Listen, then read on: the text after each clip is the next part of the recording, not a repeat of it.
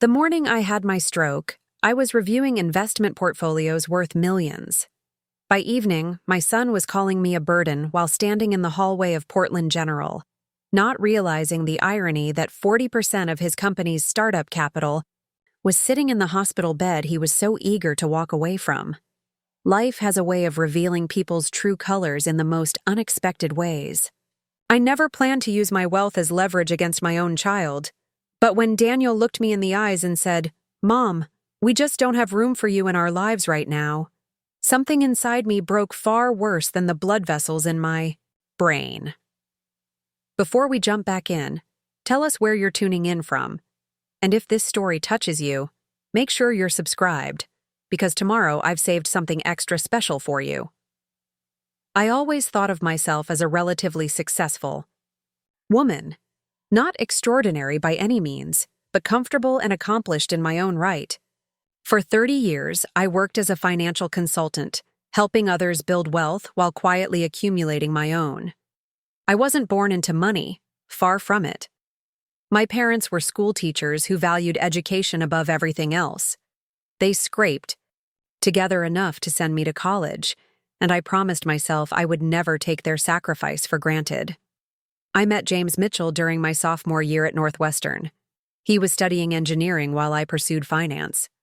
We married young, probably too young, but we were determined to build something meaningful together. When Daniel was born, I stepped back from my career for 3 years to care for him. Those early days were challenging but beautiful. Watching his first steps, hearing his first words, seeing his personality emerge. James and I promised each other we would always prioritize Daniel's well-being, no matter what happened between us. As it turned out, our marriage couldn't withstand the pressures of James's growing engineering firm and my return to finance. We divorced when Daniel was 8, but remained amicable co-parents. I never spoke ill of James to Daniel, and James never attempted to turn our son against me. When James passed away from pancreatic cancer when Daniel was 20, I was devastated alongside my son. We leaned on each other during those dark days, and I thought our bond was unbreakable. Daniel was naturally brilliant, just like his father. He graduated from Stanford with honors and had ambitious dreams of starting his own renewable energy company. When he approached me about helping him with initial funding, I didn't hesitate. I believed in him completely. "Mom, I've found a breakthrough approach to solar energy storage," he told me over dinner one night, his eyes bright with passion. "But I need startup capital, and venture capitalists want too much control. I don't want to lose my vision to their bottom line." I nodded, understanding his dilemma perfectly after decades in finance. "How much do you need to get started?" Daniel slid a business plan across the table. "We're looking at about $4 million to launch properly. I've saved $600,000, and Jason has another $400. We're still short $3 million. I reviewed his projections carefully. They were ambitious but not unrealistic. After 30 years of strategic investments and careful saving, I had accumulated a substantial portfolio, including a significant trust left to me by Howard Blackwell, my mentor at the investment firm who had no children of his own. "I'll help you," I said simply. "But I have one condition." Daniel raised an eyebrow. "What's that?" "My investment remains anonymous, even within the company. I'll establish a shell corporation to funnel the funds. No one needs to know it's me. I don't want special treatment or for your team to think you didn't earn this on your own merit." Daniel seemed confused but agreed. "If that's what you want, Mom, but why the secrecy?" I smiled gently. "Because I want you to succeed on your own terms. I believe in you, but others need to see you as self-made. Trust me, I've seen how family money can taint perceptions in business." So Aurora Investments was born, a shell company that became the primary investor in Innovate Northwest. Over the next 10 years, my initial investment grew to over $15 million as the company flourished. Daniel never revealed my connection to the business, and I never sought recognition. I was content watching from the sidelines as my son built his empire. During this time, Daniel married Vanessa, a sharp-minded marketing executive who helped propel Innovate Northwest to new heights. They had my grandson, Tyler, and purchased a stunning home in Portland's West Hills. From the outside, everything seemed perfect. I continued my consulting work, though scaled back as I approached retirement. At 62, I was looking forward to finally traveling, perhaps volunteering with financial literacy programs for underprivileged communities. My modest craftsman home in Laurelhurst was paid off, my investments were thriving, and I was contemplating how to give back more meaningfully. Then came the morning that changed everything. I was preparing for a meeting with Howard's estate lawyer. My old mentor had recently passed, leaving me as the executor of his considerable holdings. The kitchen light suddenly seemed too bright, and my coffee cup slipped from my fingers, shattering on the hardwood floor. When I tried to speak aloud to myself, the words came out garbled and slurred. The left side of my body felt heavy, unresponsive. I knew immediately what was happening. My mother had experienced the same symptoms before. Her stroke. With my right hand, I managed to reach my phone and dial 911. That single action likely saved my life. The next hours were a blur of emergency rooms, CT scans, and concerned medical professionals. By evening, I had been stabilized, but the neurologist was frank about my prognosis. "You've experienced a moderate ischemic stroke, Ms. Mitchell," Dr. Hayes explained. "You've been fortunate. We administered TPA in time to prevent the worst outcomes. However, you're facing a significant recovery period. You'll need rehabilitation therapy for the weakness on your left side, and there may be some cognitive challenges to work through." I nodded, processing this new reality through the fog of medication. "How long until I can return home?" "That depends on your progress, but I wouldn't expect less than 6 weeks of intensive rehabilitation. And even then, you shouldn't be alone. For the first few months, do you have family who can help?" Daniel and Vanessa arrived shortly after this conversation. They spoke with the doctors while I drifted in and out of consciousness. When I awoke more fully, Daniel was sitting beside my bed, his expression a mixture of concern and something else I couldn't quite identify. "The doctor says you'll need extensive rehab, Mom," he said, his tone businesslike. "And then you'll need care at home for several months, maybe longer?" "Yes," I replied, my speech still slightly slurred. "I'll hire someone to help me at home." Daniel exchanged a glance, with Vanessa, who was standing by the window, arms crossed. "Mom, your insurance will only cover a fraction of the costs. Professional in-home care is extremely expensive." "I know," I said, "but I have savings." Vanessa stepped forward. "Eleanor, we've been looking at your finances while you were unconscious. Your retirement account isn't nearly as robust as you led us to believe." I frowned, confused by this statement, and disturbed that they had been investigating my finances without permission. "My finances are fine," I insisted. "Mom," Daniel said with forced patience, "you have maybe 200,000 in accessible funds. The kind of care you'll need could easily burn through that in a year, especially if there are complications." Then what? I wanted to laugh at the absurdity of their concern. They had no idea about my actual holdings, the shell corporations, the offshore accounts, the substantial trust from Howard, or even my position as Aurora Investments. I had always lived modestly, reinvesting most of my earnings. The accounts they had discovered represented less than 5% of my actual wealth. But something stopped me from revealing the truth. Perhaps it was the calculating look in Vanessa's eyes or the way Daniel spoke about my condition as though it were primarily a financial inconvenience. I decided to wait, to observe. "I'll manage," I said simply. Daniel sighed heavily. "Mom, be realistic. You can't live alone in that house anymore. It has stairs, narrow doorways. What if you need a wheelchair?" "I might not," I pointed out. The doctor said I could recover significant function with therapy. And if you don't? Vanessa interjected. Daniel and I have discussed this, and we've looked into some excellent assisted living communities. Assisted living? I repeated, stunned by how quickly they had jumped to this solution. I'm 62, not 92. I've had a stroke, not dementia. It's the most practical solution, Daniel insisted. They have medical staff on site, no stairs to navigate, and social activities to keep you engaged. And what about my home? My belongings? My independence? My voice rose despite my weakened state. Daniel had the decency to look uncomfortable. We could rent out your house to cover the assisted living costs. If you need more funds, maybe consider selling it. The house I had owned for 30 years, the home where I had raised him after James and I divorced, the place where I had nursed James during his final months when his new wife couldn't handle his declining health. They wanted me to surrender it all without a second thought. No, I said firmly. Absolutely not.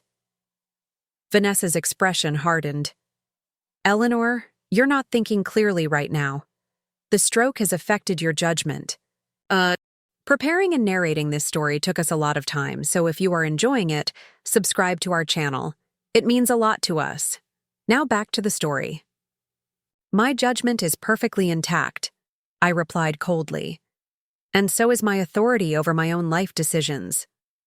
Daniel ran a hand through his hair, a gesture so reminiscent of his father that it made my heart ache. Mom, please, we're trying to help. By shipping me off to a facility against my wishes? That's not help, Daniel. That's convenience. The conversation deteriorated from there. As my frustration grew, my speech became more slurred, which only reinforced their perception that I was incapable of making rational decisions. Eventually, a nurse asked them to leave, concerned about my rising blood pressure. Over the next few days, a pattern emerged. Daniel and Vanessa visited daily, always armed with brochures for assisted living facilities and legal documents they urged me to sign. Power of attorney, healthcare directives, even preliminary paperwork to list my house with a realtor. I refused to sign anything, which only increased their frustration. One afternoon, about a week into my hospital stay, Daniel arrived alone. He pulled a chair close to my bed and took my hand. Mom, he said gently, I know this is hard, but you need to understand our position too. Vanessa and I both work demanding jobs. Tyler has school and activities.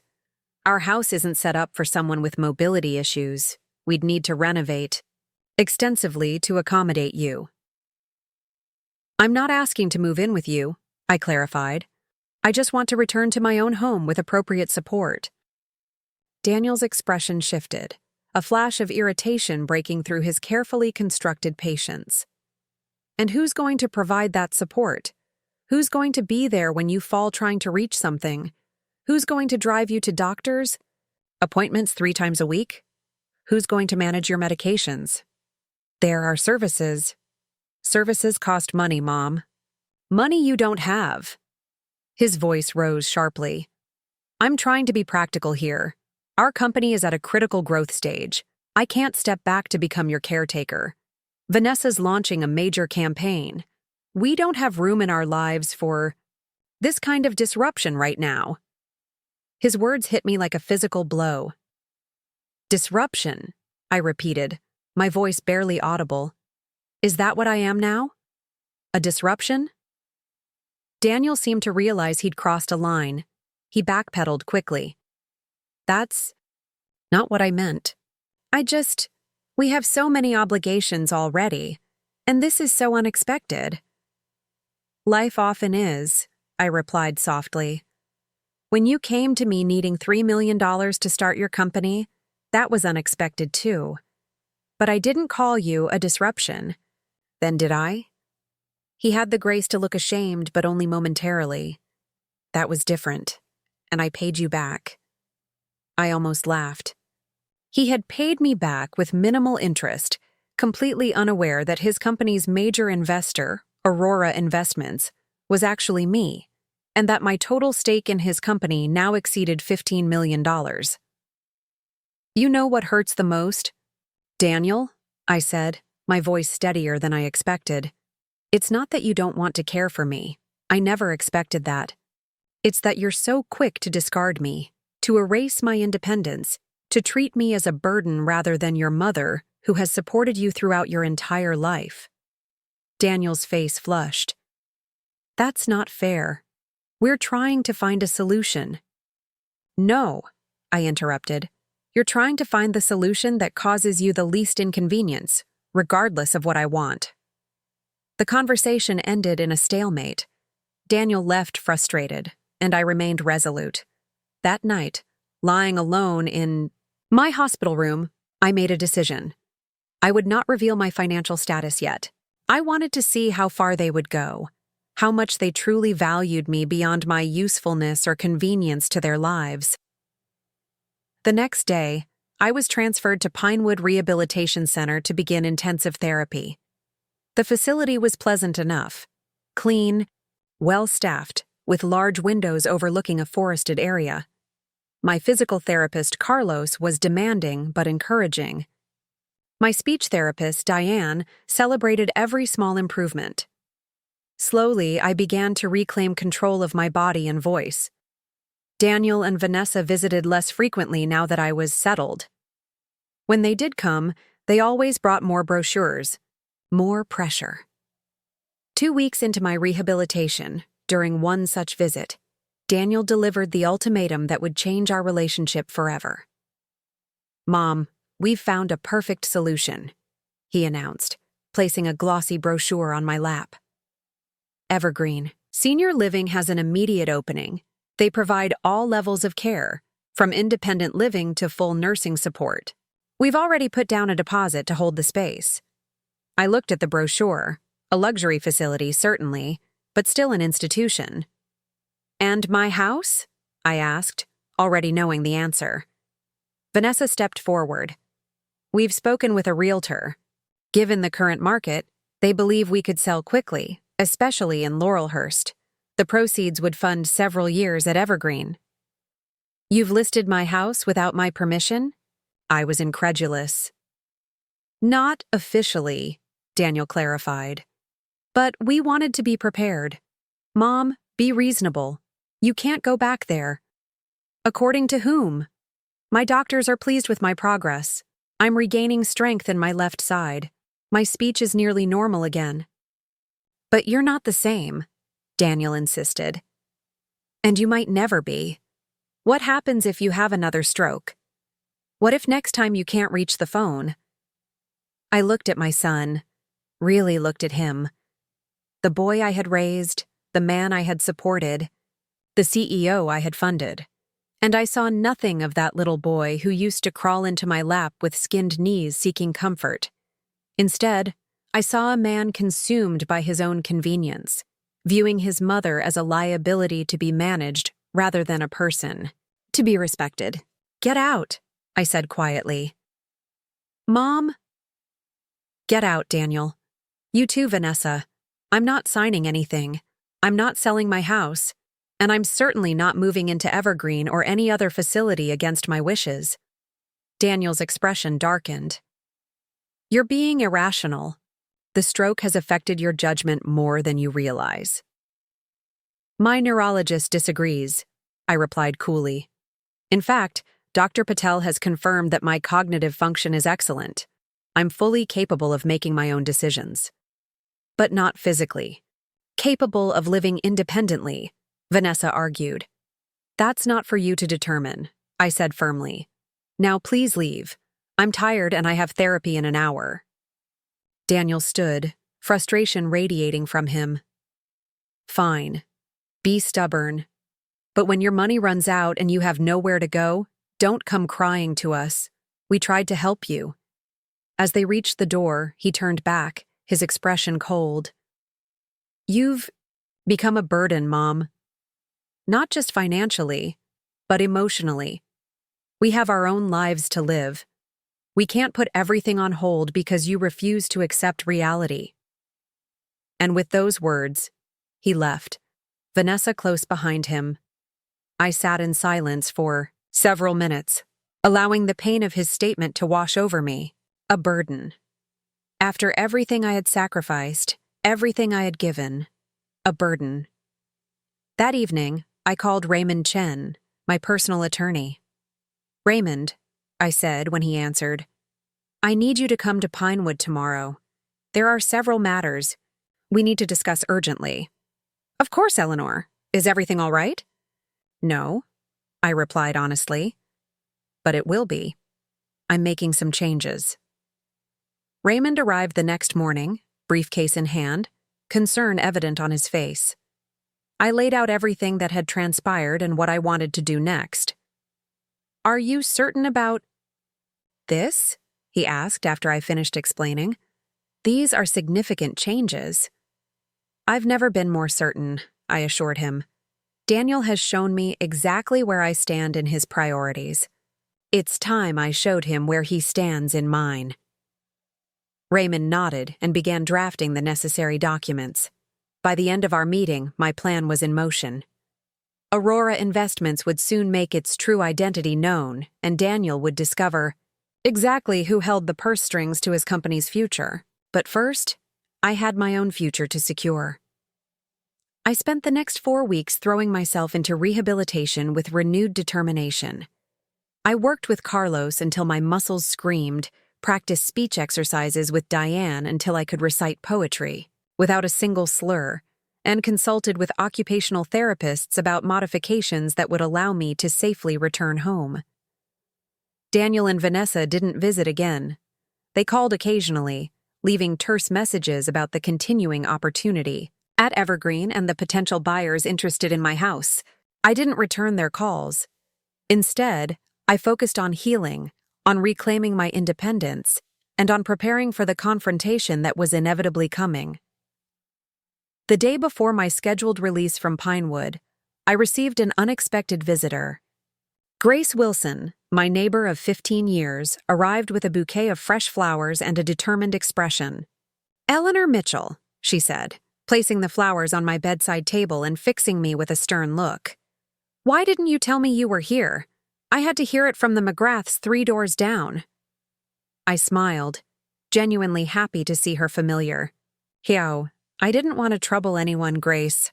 She snorted dismissively. "Trouble? We've been neighbors for 15 years. That counts for something in my book." Her expression softened. "How are you, really?"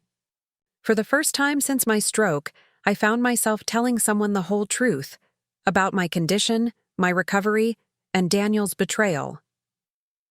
Grace listened without interruption, her expression growing increasingly outraged. "That ungrateful little—" she finally burst out. "After everything you've done for him?" "He doesn't know the half of it," I admitted. "I've never told him about my full financial situation." Grace raised an eyebrow. "Why ever not?" I sighed. I wanted him to make his own way, to feel his success was earned. And I suppose I wanted to be loved for myself, not my money. "Well," Grace said firmly, "that experiment has yielded its results, hasn't it? So what happens now?" I smiled, a genuine smile that reached my eyes. "Now, Grace, I take back control. I go home, to my home, and I show my son exactly what he's thrown away." Grace nodded approvingly. "And I'll be right next door if you need anything. In fact, I'm driving you home tomorrow. No arguments." As she left, I felt a warmth I hadn't experienced since before the stroke. Family isn't always blood, I realized. Sometimes it's the people who stand by you when others walk away. That night, I received one final call from Daniel. I answered, curious about what he might say. "Mom," he began, his tone carefully modulated to sound concerned rather than controlling. "The social worker at Pinewood tells me you're being discharged tomorrow." "That's right," I confirmed. "And where exactly do you plan to go?" "Your house isn't ready. There are no modifications for your condition." Actually, there are, I corrected him. Raymond has arranged everything. Grab bars have been installed, a stair lift is operational, and a monitoring system is in place. There was a pause. Raymond? Your lawyer? Mom? You can't afford those kinds of modifications. It seems I can, I replied calmly. No, you can't. Daniel's frustration broke through. I've seen your accounts, remember. You barely have enough for basic care, let alone home modifications and live-in assistance. You've seen what I allowed you to see, I said. Nothing more. Another. Pause longer this time. What are you talking about? Daniel, for someone so successful in business, you've made a fundamental error. You assumed you had complete information when you made your assessment. You didn't. Mom, if you're talking about some hidden savings account, I'm talking about Aurora Investments, I interrupted. Does that name sound familiar to you? The silence that followed was deafening.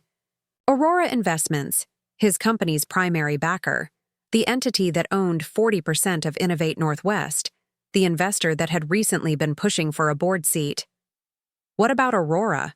He finally asked, his voice strained. I think we should continue this conversation in person, I said. Why don't you come to my house tomorrow evening? 7 o'clock. We have much to discuss about your company's future. I ended the call before he could respond. Tomorrow would bring the confrontation I had been preparing for. Daniel would finally learn that the burden he had so callously dismissed was actually holding his professional fate in her hands.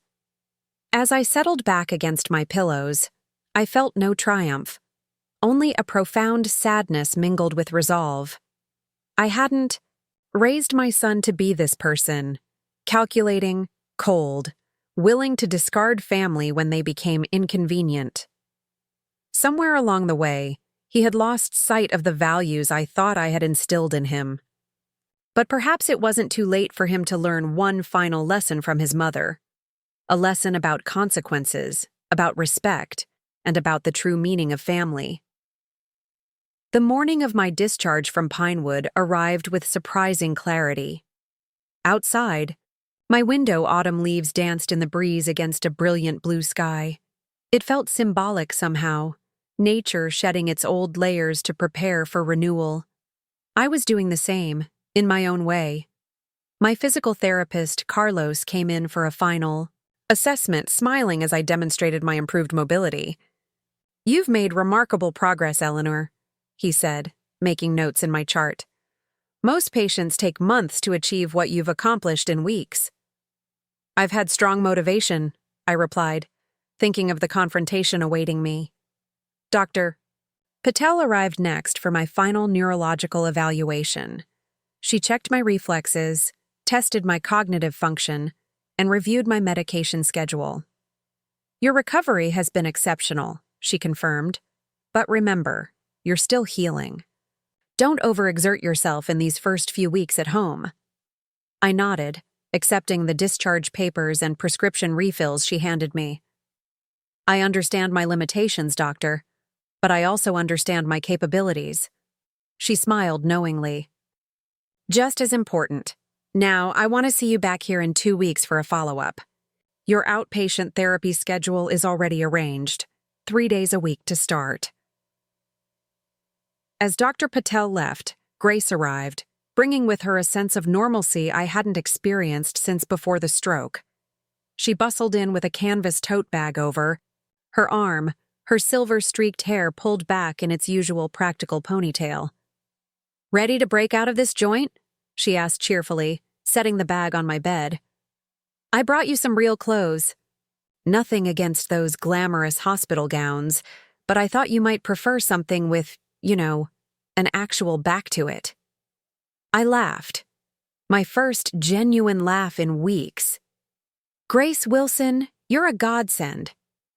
While a nurse helped me dress, Grace chatted about neighborhood happenings as if nothing had changed. Mrs. Peterson's dog had escaped again, the Wilsons were finally renovating their eyesore of a garage, and the community garden committee was in an uproar over someone's unauthorized Tomato trellis design. The ordinary everyday dramas of life continued, stroke or no stroke. Leaving Pinewood was a mixture of emotions. Relief to be escaping the institutional setting, anxiety about managing at home, and determination to reclaim my independence. As Grace drove through Portland's familiar streets, I watched the city pass by with new appreciation. The stroke had given me an unexpected gift, a deeper awareness of life's fragility, and consequently, its value. When we pulled into my driveway, I was surprised to see Raymond's car already parked there. My attorney stood on the front porch, accompanied by a woman I didn't recognize. "Eleanor," Raymond greeted me warmly as Grace helped me from the car. "Welcome home. This is Maria Gonzalez, the home health aide we discussed. She'll be with you 4 hours each day to start, adjustable as needed." Maria stepped forward with a professional but warm smile. "It's nice to meet you, Ms. Mitchell. I specialize in stroke recovery support." I extended my right hand, my stronger one. "Please call me Eleanor. I appreciate your help during this transition." Inside, I discovered that Raymond had indeed arranged everything as promised. The familiar bones of my home remained, but subtle modifications made it more accessible. Grab bars had been installed in the bathroom, a temporary bedroom had been set up on the ground floor, and a stairlift now followed the curved path of my staircase to the second floor. "The monitoring system is also active," Raymond explained, pointing out small, unobtrusive sensors throughout the main living areas. If you fall or remain immobile for an extended period, it automatically alerts emergency services. There's also a medical alert pendant you can wear. I nodded, taking it all in. My independence would come with safeguards. A reasonable compromise. "Now," Raymond continued, checking his watch, "we should review the documents before your meeting with Daniel. Tonight. Maria, perhaps you could prepare some lunch while we talk. Eleanor needs to take her medication with food." Maria nodded and headed to the kitchen, already familiar with the layout. Grace squeezed my shoulder. "I'll leave you to your legal matters. I'm just next door if you need anything, day or night." She pointed a stern finger at me. "And I mean that. No stubborn independence if you're in trouble. You hear me?" After she left, Raymond and I settled in my study, the one room completely unchanged from before my stroke. The familiar surroundings, my desk, the wall of books, the view of my garden, centered me for what was to come. "Everything is prepared," Raymond confirmed, opening his briefcase. "As instructed, I've initiated the process to reveal Aurora, Investment's true ownership. The company bylaws give Daniel 30 days to respond once formal notice is served." I picked up the document he placed before me, scanning its legal language. "And this gives us control in the interim?" "Yes. As the majority investor, you have the right to call an emergency board meeting and propose temporary leadership changes, pending resolution." "I doubt it will come to that," I said, signing where he indicated. "Daniel is many things, but he's not a fool. Once he understands his position, he'll negotiate." Raymond looked troubled. "Eleanor, are you certain this is the path you want to take? Revealing yourself as Aurora now, using it as leverage against your son? There will be no going back." I set down my pen and met his concerned gaze. "Raymond, I've spent my entire life putting others first, my parents, my husband, my son. When I finally needed support, Daniel showed me exactly where I stand in his priorities. I'm not using Aurora as revenge. I'm using it to reclaim my dignity and independence." He nodded slowly. "I understand. But as your friend as well as your attorney, I must ask, what do you hope to achieve? What's your end game here?" It was a fair question, one I had contemplated extensively during my rehabilitation. "Justice," I said finally. "Not punishment, but accountability. Daniel needs to understand that his actions have consequences. Beyond that," I sighed. "I honestly don't know. That depends on him." After Raymond left, Maria helped me settle in. She was efficient without being intrusive, helping me organize my medication schedule and demonstrating exercises I could do between formal therapy sessions. By late afternoon, she had departed with a promise to return the following morning. Alone in my house for the first time since the stroke, I felt both vulnerable and empowered. I made myself a cup of tea, a simple task that now required deliberate concentration, and carried it carefully to my favorite armchair by the front window. From there, I could watch the neighborhood and gather my thoughts before Daniel's arrival. At precisely 7 o'clock, his sleek electric sedan pulled into my driveway. Always punctual, one trait of mine he had inherited. I remained seated as he approached the door, letting him ring the bell rather than calling out for him to enter. This was no longer his childhood home where he could come and go freely. This was my territory. When I opened the door, I noticed his eyes widen slightly at my appearance. Perhaps he had expected to find me more diminished, more obviously affected by the stroke. Instead, I stood relatively steady, my speech clear if somewhat slower than before. "Mom," he greeted me uncertainly, "you look better." "Physical therapy works wonders," I replied, stepping aside to let him enter. "Come in." His gaze traveled around the house, noting the modifications. "So you really did have all this work done. How did you afford it?" "Let's discuss that in the study," I suggested, ignoring his question for now. "Would you like some coffee? I've just made a fresh pot." He followed me through the house, his discomfort palpable. In the study, he took the seat across from my desk rather than the more comfortable armchair, positioning himself as a business associate rather than a son. It was a telling choice. I settled behind my desk, a position of authority I had deliberately chosen. "You're wondering about Aurora Investments," I began, seeing no reason to delay the inevitable. Daniel leaned forward, his expression guarded. "You mentioned it on the phone.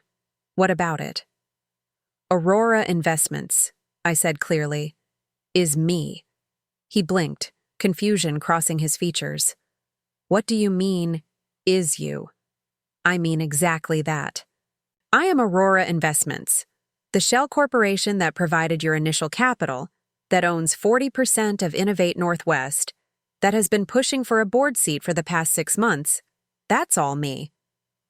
Daniel's face went through a remarkable transformation, confusion giving way to disbelief, then shock, and finally something approaching horror. That's not possible. Aurora is a limited liability company registered in Delaware, with subsidiary holdings in the Cayman Islands, I finished for him. Initially funded through my personal accounts and later supplemented by my inheritance from Howard Blackwell. Currently valued at approximately $17 million, primarily due to my investment in your company. He shook his head, struggling to process this information. "But the Aurora representative I've been dealing with, Jenkins, works for Raymond's firm. He acts on my instructions."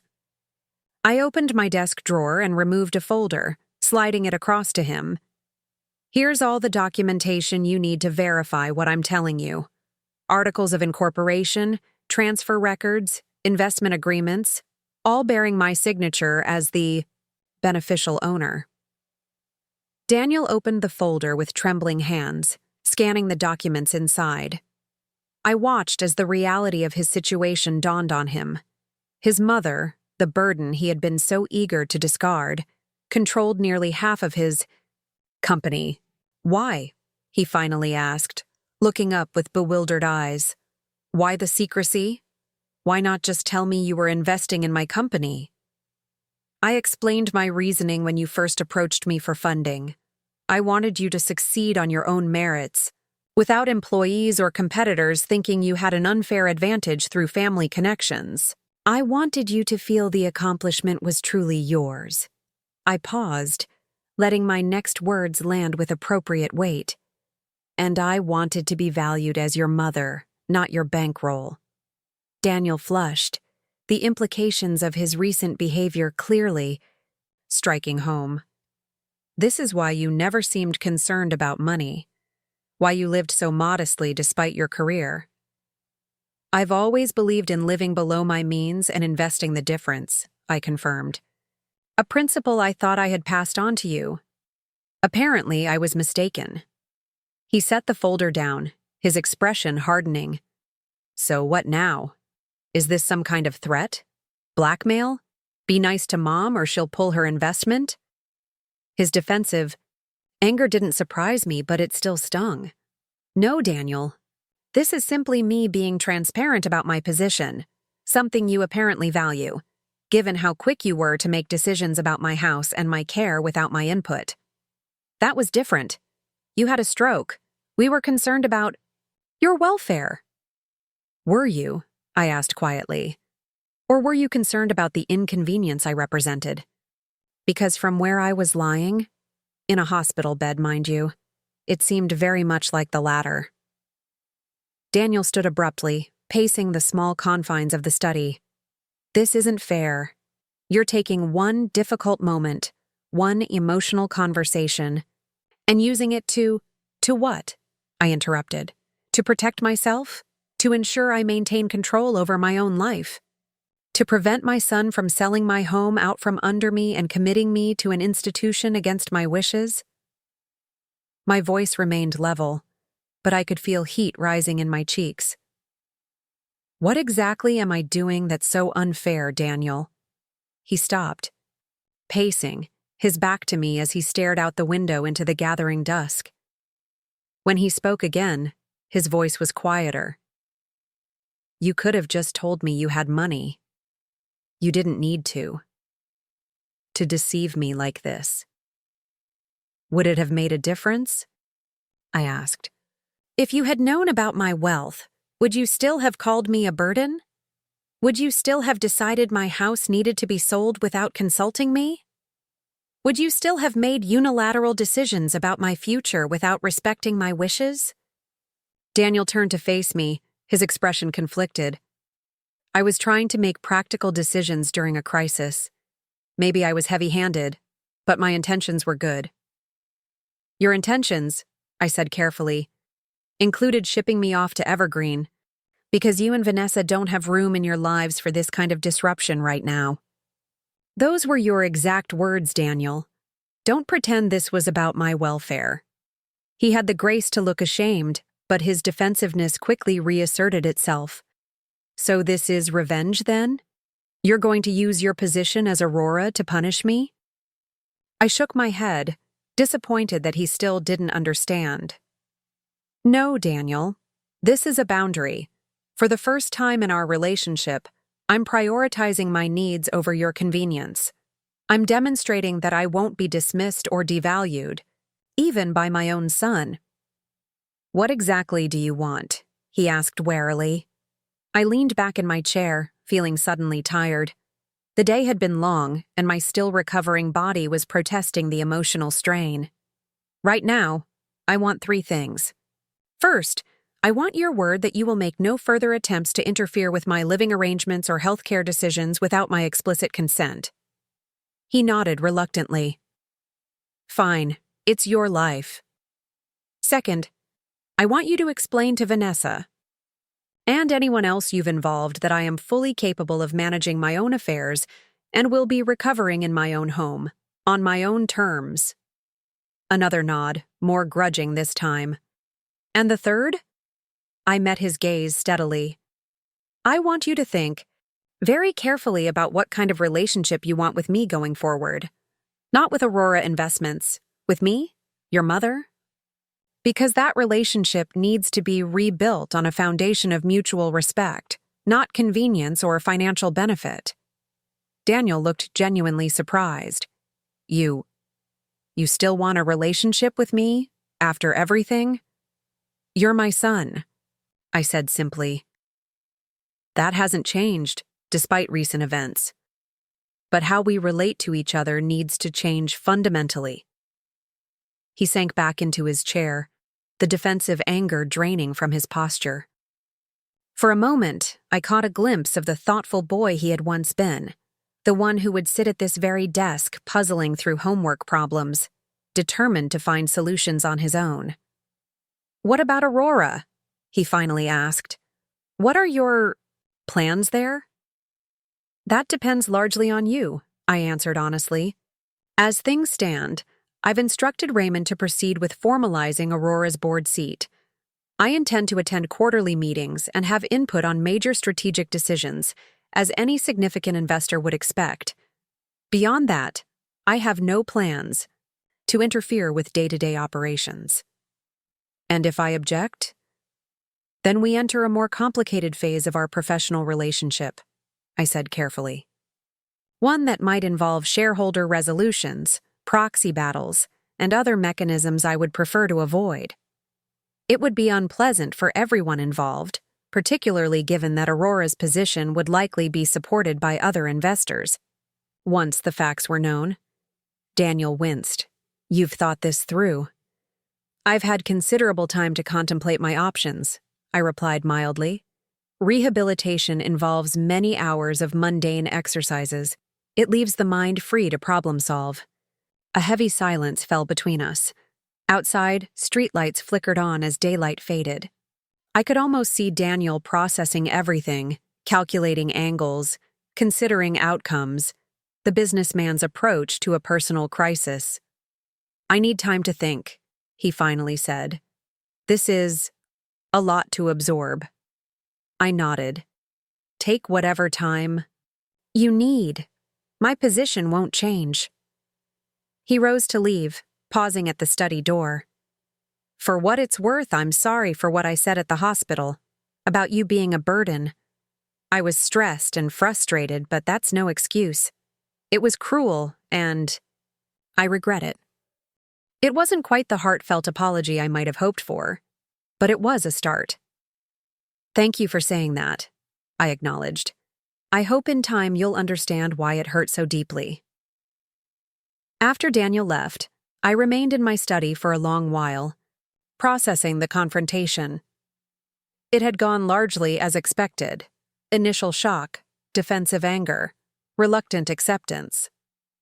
What would come next remained uncertain. Would Daniel see this as an opportunity for genuine reconciliation, or would he simply adapt his approach to protect his business interests? Only time would tell. I made my way slowly upstairs using the new stair lift, familiarizing myself with its operation. My bedroom felt like a sanctuary after weeks in institutional settings. I settled onto my own mattress, surrounded by my own things, and experienced a profound sense of gratitude for this hard-won independence. The next morning brought new challenges. Simple tasks like showering and dressing took twice as long as before. My left hand still lacked the fine motor control needed for buttons and zippers. By the time Maria arrived at 9, I was exhausted, but determined not to show it. "First day home is always the hardest," she observed knowingly as she helped me organize my medication. "Your body is remembering all the movements it used to take for granted." We worked through my prescribed exercises together, Maria offering corrections to my technique when needed. She was professional but warm, treating me as a partner in my recovery rather than a patient to be managed. By the time she left at 1:00, I felt more confident in my ability to navigate my new reality. The afternoon brought an unexpected visitor. The doorbell rang around 3, and I opened it to find Vanessa standing on my porch, her expression unreadable. "Eleanor," she greeted me stiffly. "May I come in?" I stepped aside, curious about this development. Daniel must have spoken to her about our conversation, but I couldn't gauge from her demeanor how she had taken the news. Vanessa followed me to the living room, perching awkwardly on the edge of the sofa as I settled into my armchair. She was dressed impeccably as always, her marketing executive persona firmly in place. "Daniel told me everything," she began without preamble. "About Aurora, about your true financial situation, about your conversation last night." I nodded, waiting for her to continue. "I have to admit, I'm surprised." She chose her words carefully, ever the communications professional. All this time, we thought that I was a modestly successful financial consultant living primarily on Social Security and a small retirement account. I finished for her. That was the impression I cultivated, yes. Vanessa's perfectly manicured fingers fidgeted with the strap of her designer handbag. Why would you live so below your means all these years? You could have had a much more comfortable lifestyle. The question revealed so much about her values. I was comfortable, Vanessa. I had everything I needed, a home I loved, work that fulfilled me, good health and family nearby. What more would another zero in my bank account have added to that? Happiness? She looked genuinely puzzled, as if trying to solve a particularly challenging equation. But the status, the security. I had both, I replied simply. My security came from knowing I was financially independent. My status came from being respected in my field and in my community. I never needed to broadcast my wealth. To feel valuable. Vanessa nodded slowly, though I could tell she didn't truly understand.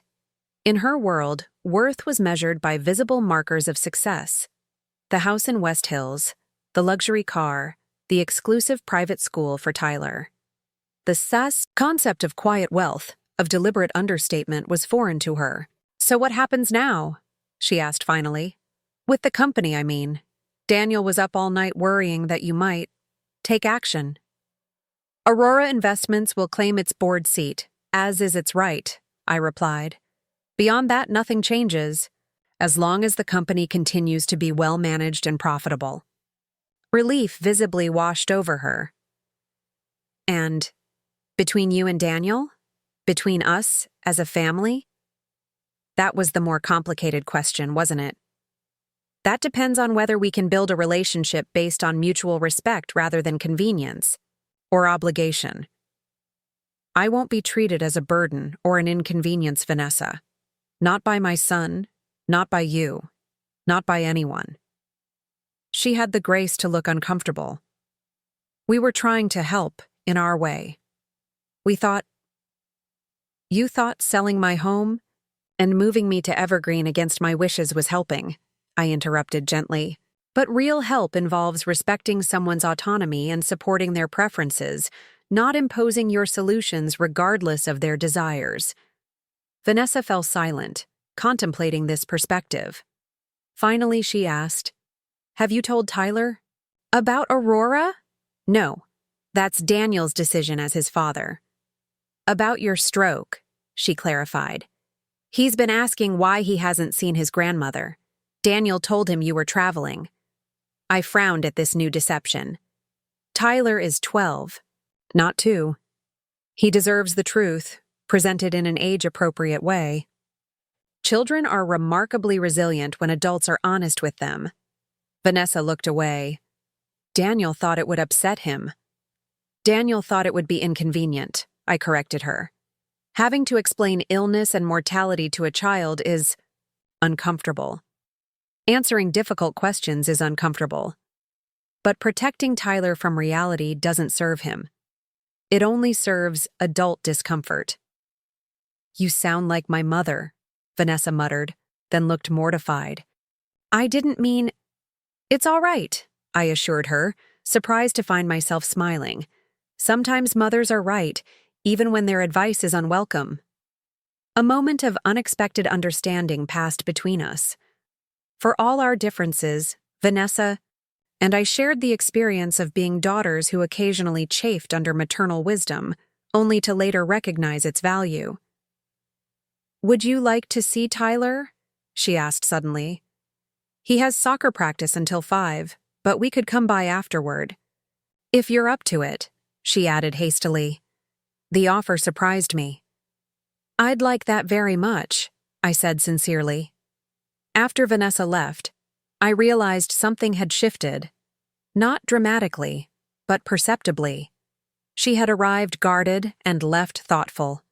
It wasn't reconciliation, not yet, but perhaps the beginning of a recalibration. Tyler's visit that evening brought me more joy than I had experienced in weeks. Unlike his parents, He showed no discomfort with my condition. After a brief, serious examination of my face for signs of my stroke, he launched into an enthusiastic account of his soccer team's latest victory, his school science project, and the new video game he was saving his allowance to buy. "Grandma, do you know what's weird?" he asked as he helped me arrange chess, pieces on the board between us. "Dad said you were traveling, but Grace told me you were in the hospital. Why would Dad say that?" I glanced at Vanessa, who was sitting quietly in the corner checking emails on her phone. She looked up, her expression conflicted. "Your father was trying to protect you," I explained to Tyler. "Adults sometimes think children can't handle difficult news, so they avoid telling the whole truth." Tyler considered this as he made his eye-opening move. "But that's dumb. Not knowing is scarier than knowing. I thought maybe you were really sick, like dying or something." "I had a stroke," I told him honestly. "It affected the left side of my body and my speech for a while. I'm getting better with therapy, but I might always have some weakness or talk a bit slower than before." He nodded, accepting this information matter-of-factly. "My friend Jake's grandpa had a stroke. He walks with a cane now, but he still comes to all the soccer games." "I plan to come to your games too," I assured him, "though I might need to bring a folding chair for a while." "Cool." He made another move on the chessboard. "Hey, can I help with your therapy sometimes? Jake helped his grandpa with exercises and stuff." From the corner of my eye, I saw Vanessa set down her phone, watching our interaction with an expression I couldn't quite interpret. "I'd like that very much," I told Tyler. "The therapist gave me exercises I'm supposed to practice every day." He beamed, pleased to be included in my recovery. For the rest of the evening, we played chess, talked about his interests, and even did a few simple hand exercises together. When it was time for him to leave, he hugged me carefully, as if I might break. "I'm glad you're home, Grandma," he whispered. "Our family feels weird when you're not around." His innocent observation struck me deeply. Children often perceive emotional truths that adults miss or deny. In Tyler's world, I was an essential part of the family structure, not a burden or an inconvenience. Vanessa lingered after Tyler went out to the car. "Thank you," she said awkwardly, "for being honest with him. He's been worried, though he tried not to show it." "He's a remarkable boy," I replied. "You and Daniel are raising him well." She nodded, accepting the compliment. "Daniel wants to come by tomorrow, to talk more. Is that okay?" "Yes," I said. "Tell him I'll be here." After they left, I sat in the quiet house, reflecting on the day's developments. Nothing had been resolved, not really. The wounds inflicted by Daniel's words and actions remained raw. But something had shifted. Perspectives had been challenged, assumptions questioned. It wasn't healing, not yet, but perhaps it was the beginning of something new. That night, as I prepared for bed with the deliberate movements my condition now required, I thought about what true reconciliation might look like. Not a return to how things were before. That was impossible and perhaps undesirable. The relationship had been unbalanced, with me giving too much and expecting too little in return. No, reconciliation would need to be built on new terms, with clear boundaries and mutual respect. The question was whether Daniel could adapt to this new reality, not just professionally as the CEO dealing with Aurora Investments, but personally as a son reconnecting with his mother on more equal footing.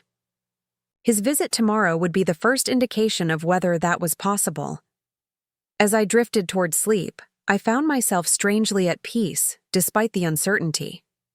For the first time in decades, I was prioritizing my own needs without guilt or hesitation.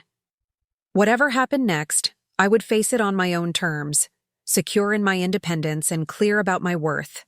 The stroke had taken things from me, certain physical capabilities, the illusion of invulnerability, but it had given me something valuable in return. The courage to stand firmly in my truth, regardless of the consequences. Morning would bring new challenges, new conversations, perhaps even new conflicts. But I would meet them as Eleanor Mitchell, not as Daniel's mother or Aurora's owner or the stroke patient in room 217. Just Eleanor, finally and fully herself. Daniel arrived precisely at 10 the next morning, carrying a bakery box and a bouquet of lilies. I recognized the gesture for what it was.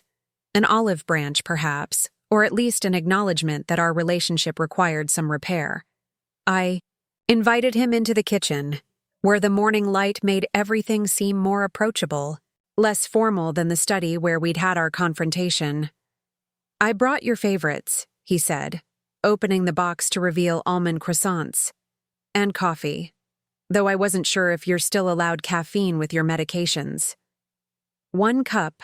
A day is fine," I replied, touched despite myself by his remembering my preferences. "Thank you." We settled at the kitchen table, the pastries between us like a peace offering. For a few moments, neither of us spoke. Daniel looked tired, with shadows beneath his eyes suggesting a sleepless night. "You look exhausted," I observed finally. He attempted a smile that didn't quite reach his eyes. "Turns out discovering your mother secretly controls almost half your company can affect your sleep patterns." I nodded, accepting the mild rebuke. "I imagine so."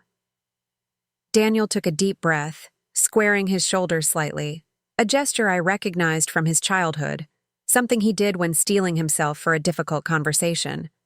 "I've been thinking about everything you said, about why you kept Aurora's identity secret, about how I treated you after your stroke. I've been replaying our conversations in my head and—" He paused, seeming to search for the right words. I don't like the person I hear in those memories. It was more self-awareness than I had expected. "Go on," I encouraged quietly. "The things I said to you, about being a burden, about not having room in our lives for your recovery, that's not who I want to be." His voice grew hesitant.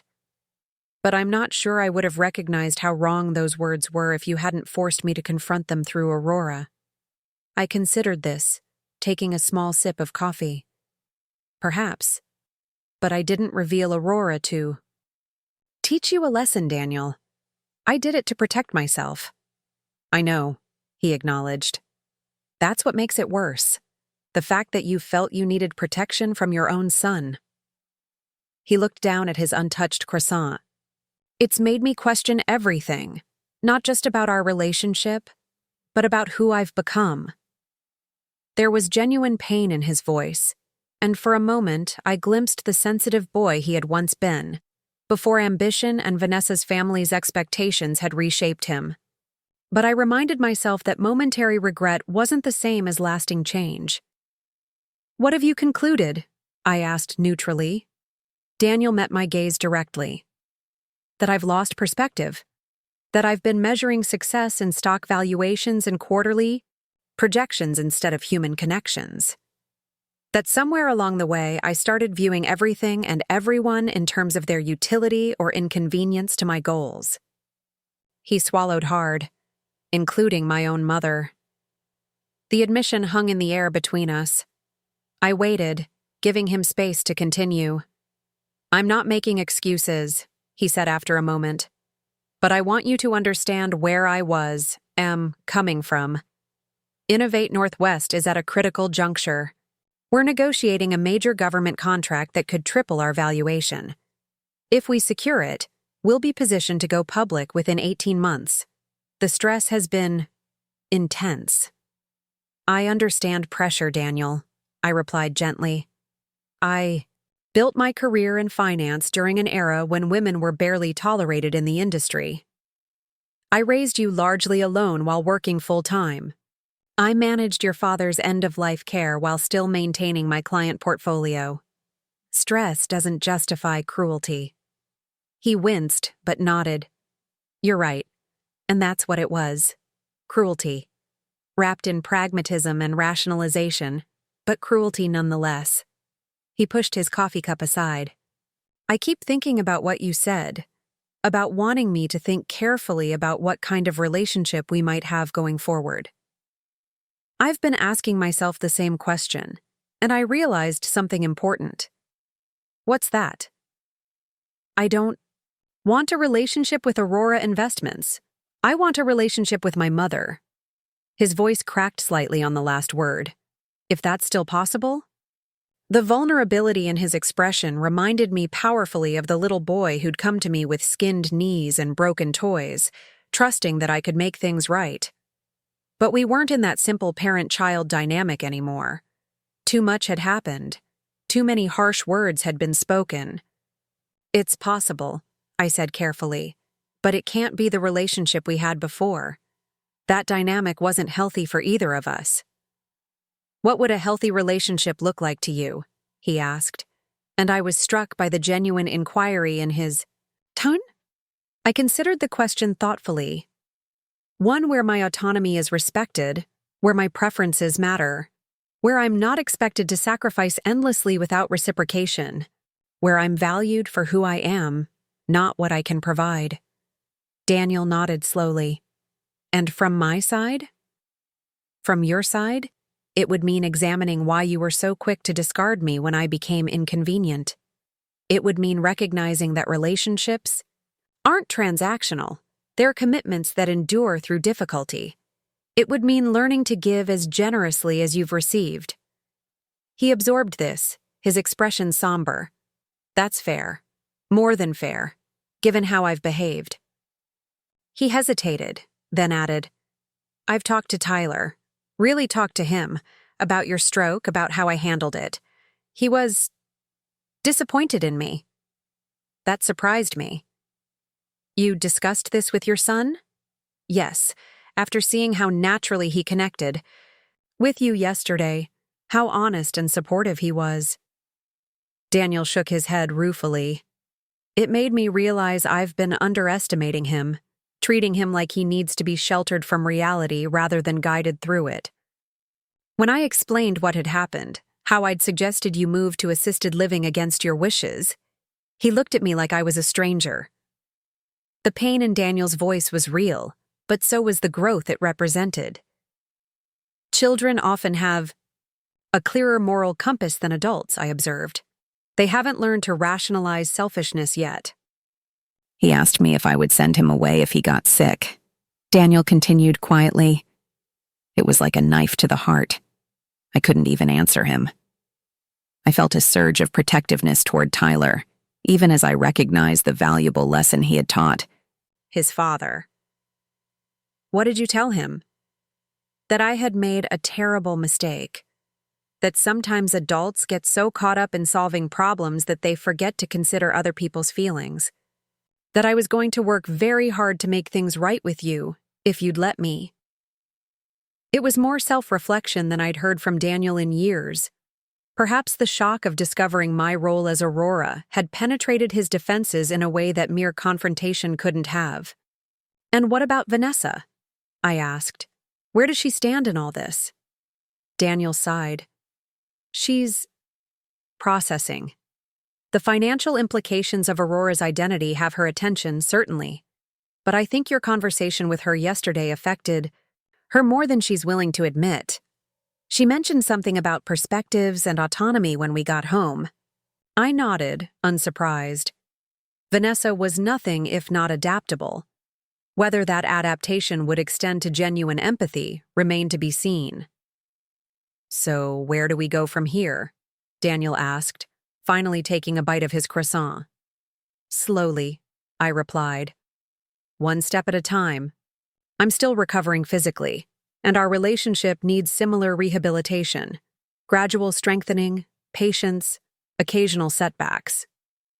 I'd like to be part of your recovery, he offered. Not taking over or making decisions for you, but supporting you, if you'd allow it. It was a start, a small one, but significant nonetheless. I'd welcome that, I said. Maria comes in the mornings, but having family check in regularly would be helpful. Daniel nodded, relief visible in his expression. Thank you for giving me another chance. It's not unconditional, I cautioned. I need to see consistent change, not just momentary remorse. I understand, he assured me. I know I have a lot to prove. As Daniel prepared to leave, he paused in the hallway. About Aurora. What happens now, professionally speaking? Will you be attending board meetings as yourself or through Jenkins? It was a fair question, one with significant implications for both of us. I think it's time Aurora had a face, I decided. I'll attend the quarterly meeting next month. It will give us time to prepare the other board members and investors for the revelation. Daniel looked apprehensive but nodded. I'll work with Raymond to draft an appropriate announcement. We should coordinate our messaging carefully to minimize market disruption. Always the CEO, I observed with a small smile. He had the grace to look sheepish. Sorry, old habits. After Daniel left, I felt emotionally drained but cautiously optimistic. His remorse seemed genuine, his self-reflection substantive. Yet I reminded myself that one conversation didn't erase the harm of his previous words and actions. Trust, once broken, required more than apologies to rebuild. The next few weeks fell into a new rhythm. My mornings began with Maria's assistance, followed by exercises and often a therapy appointment. Daniel called daily and visited every other day, sometimes bringing Tyler for a chess game or to help with my hand exercises. Vanessa came less frequently but made a point of including me in weekend family dinners, either by having me over or bringing food to my house. These dinners were initially awkward affairs, with conversation carefully skirting controversial topics. But gradually, a new dynamic emerged. Vanessa stopped treating me as an invalid to be managed and began engaging with me as a person with valid perspectives. Daniel became more attentive to my preferences without attempting to override my decisions. And Tyler, wonderful, resilient Tyler, simply accepted my condition as another facet of his grandmother, neither defining nor limiting me. 4 weeks after leaving Pinewood, I felt strong enough to accompany Daniel to Innovate Northwest's headquarters in Seattle. The purpose was twofold: to prepare key executives for Aurora's upcoming revelation and to see firsthand the company my investment had helped build. The Innovate Northwest campus was impressive, 3 sleek buildings of glass and sustainable materials, surrounded by thoughtfully landscaped grounds featuring native plants. Solar panels covered every roof, and electric vehicle charging stations filled the parking area. It was a physical manifestation of Daniel's vision. Progressive, environmentally conscious, forward-thinking. "What do you think?" Daniel asked. As he guided me through the main lobby, his pride evident. "It's remarkable," I replied honestly. "You've created something special here." He beamed at the praise. "Let me show you the research labs. That's where the real magic happens." As we toured the facility, I was struck by the respect employees showed Daniel. It wasn't fear or mere deference to authority. It was genuine admiration. They believed in his vision and valued his leadership. Whatever his failings as a son, he had succeeded spectacularly as a CEO. In the afternoon, we met with Jason Cooper, Daniel's co-founder and CFO, along with the company's legal counsel. They were the only executives who would be informed of Aurora's true identity before the board meeting. Jason's reaction to the news was comically similar to Daniel's initial response: shock, disbelief, then a dawning recognition of the implications. "You're Aurora?" he repeated, staring at me with new eyes. "The entire time? Even when we launched the Series C funding round and nearly went under?" I nodded. "I've believed in this company from the beginning, even when others didn't."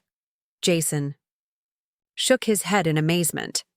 "We would have failed without Aurora's additional investment during that period. You saved us." "The company saved itself," I corrected him. "I simply provided the runway for you to solve the technical problems." The legal counsel, a sharp-eyed woman named Stephanie Walsh, was more focused on the practicalities. Need to file amended disclosures with the SEC, she noted, making rapid notes. And prepare a statement for the other investors before the quarterly meeting. Timing is critical here. Daniel nodded agreement. We want to control the narrative completely. No leaks, no rumors. And what is that narrative exactly? Stephanie asked, looking between Daniel and me. Why reveal Aurora's identity now, after all these years of secrecy? It was a perceptive question, getting to the heart of potential market concerns. Daniel glanced at me, clearly unsure how to frame the revelation without revealing the personal conflict that had precipitated it. 2 reasons, I said smoothly. First, my recent health challenges have made me reevaluate my approach to legacy planning. Remaining anonymous no longer serves my long-term financial objectives. Second, as Innovate Northwest approaches the possibility of going public, transparency becomes increasingly important. Better to reveal Aurora's identity now, on our terms, than have it emerge during the IPO due diligence process. Stephanie nodded approvingly at this framing. That makes sense. We can work with that narrative. After the meeting, Daniel escorted me to a private office where I could rest before our dinner reservation. You handled that perfectly, he said as I settled onto a comfortable sofa. Stephanie would have picked apart any hint of personal conflict between us. I've been in business a long time, Daniel, I reminded him. I know how to protect corporate interests while navigating personal complexities.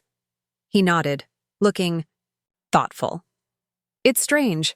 I've always respected your financial acumen. That's why I came to you for initial funding. But somehow I still managed to underestimate you all these years. Because you saw me primarily as your mother, not as a financial strategist in my own right, I suggested.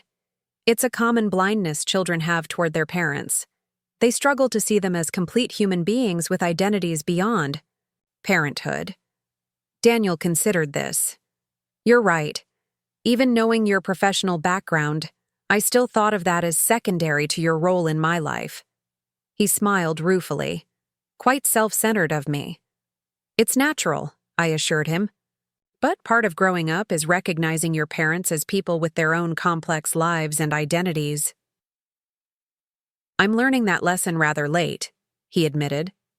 We dined that evening at a small, elegant restaurant overlooking Elliott Bay. We waited for our meals. Daniel brought up a subject we had carefully avoided until now. What will you do with your Aurora holdings once everything is public? He asked, trying to sound casual but not quite managing it. Will you maintain your investment at current levels? I recognized the real question beneath his inquiry. Was I planning to use my financial leverage to control or punish him? Would I threaten to sell my shares if he displeased me personally? Aurora Investments will continue to support Innovate Northwest as it has from the beginning, I assured him. My personal relationship with you and my professional assessment of the company remain separate considerations. He looked relieved but still uncertain. And the board seat? Will you take it yourself or continue to work through Jenkins? I'll take it myself, I decided. Now that my health is improving, I'd like to be more directly involved. Not in day-to-day operations, of course, but in strategic planning and governance. Daniel nodded, absorbing this information.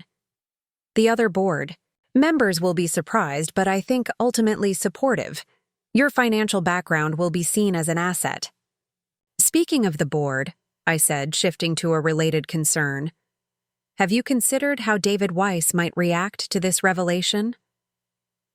David Weiss was Innovate Northwest's second-largest investor after Aurora, holding about 15% of the company. He had been pushing for more influence over strategic direction for years, often clashing with Daniel's vision. Daniel grimaced. Weiss will try to use this to his advantage somehow. He'll paint it as nepotism, suggest that my leadership position was secured through family connections rather than merit. Exactly, I agreed, which is why we need to anticipate and neutralize that narrative before he can establish it. How? Do you suggest we do that? I had been considering this question since deciding to reveal Aurora's identity. Transparency about the original arrangement. We emphasize that Aurora's investment came with the explicit condition that its identity remains secret, specifically to prevent perceptions of nepotism. We frame it as a successful strategy that allowed you to establish your leadership based solely on performance, without the shadow of family wealth. Daniel looked impressed. That actually turns the potential criticism into a strength. Additionally, I continued, we should prepare a comprehensive analysis of the company's growth under your leadership, with metrics that clearly demonstrate value creation independent of Aurora's investment. We spent the remainder of dinner strategizing about the upcoming board meeting, our conversation flowing easily into familiar financial and strategic territory. For the first time since my stroke, we were engaging as equals, each bringing valuable perspective to the discussion. It felt like the beginning of a new kind of relationship, one based on mutual respect rather than traditional parent-child dynamics. The following morning, before flying back to Portland, I met privately with Jason Cooper. Daniel had suggested the meeting, believing Jason might offer insights he wouldn't share with his co-founder present. We met in a small conference room overlooking the campus. Jason seemed slightly nervous, perhaps unsure of my agenda. Daniel speaks highly of your financial oversight, I began, putting him at ease. He credits you with maintaining fiscal discipline during the company's rapid growth. Jason relaxed visibly. I try to be the voice of caution to balance his visionary tendencies. It's worked well for us. And how has he been recently? I asked. As a leader, a colleague, a friend? Jason considered the question carefully. Honestly? He's been stressed to the breaking point for months. This government contract negotiation is make or break for our growth trajectory, and Daniel's taken the weight of it almost entirely on his shoulders. That sounds like him, I observed. Taking on too much responsibility, internalizing pressure. Exactly, Jason agreed. But something's shifted in the past few weeks. He's more, centered? He's delegating more effectively, seeking input instead of bulldozing ahead. He even took a weekend off last month, which has literally never happened in the 10 years I've known him. I nodded, encouraged by this external validation of the changes I'd observed in Daniel. And how much does the company rely on him personally? If he needed to step back temporarily, could Innovate Northwest function effectively? Jason looked surprised by the question. Are you asking if he's replaceable? I'm asking about organizational resilience, I clarified. Every company should be able to weather temporary leadership transitions. In that case, yes, we could manage, Jason confirmed. We have strong team leaders and clear protocols. It wouldn't be ideal during this critical phase, but we wouldn't collapse. He paused, studying me. Is there something I should know about Daniel's health or plans? No, I assured him. I'm simply doing my due diligence as Aurora prepares to take a more active board role. Understanding succession planning and organizational structure is part of that responsibility. Jason nodded, though he still looked slightly suspicious. Well, from where I stand, Daniel is irreplaceable in terms of vision and external relationships. But we've built a company that could function without him if necessary, as any well-structured organization should. That was precisely what I needed to hear. The company Daniel had built had integrity beyond his personal involvement. It wasn't a house of cards dependent on his constant attention, but a sustainable enterprise with solid foundations. When I returned to Portland that afternoon, I found Maria waiting with unexpected news. Your doctor called, she informed me as she helped me settle my travel bag. They've moved your follow-up appointment to tomorrow morning. Something about wanting to discuss your latest test results. A flutter of anxiety passed through me. Did they say why? Maria shook her head.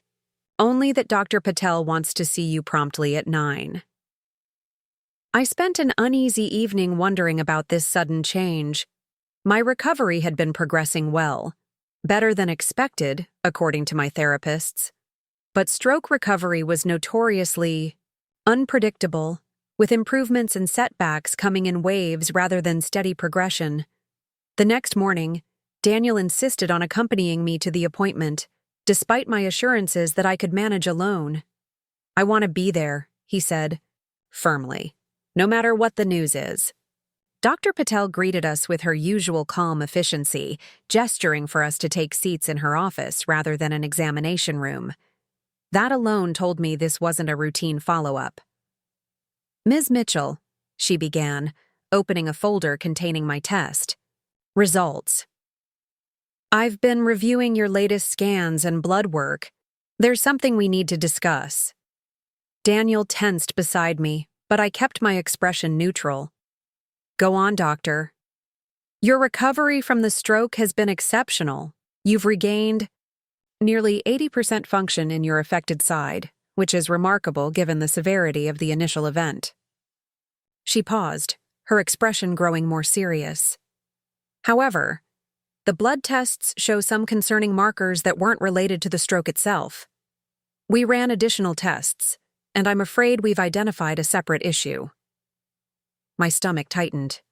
"What kind of issue?" "You have stage 3 chronic lymphocytic leukemia," Dr. Patel said gently. "It's a slow-growing cancer of the blood and bone marrow.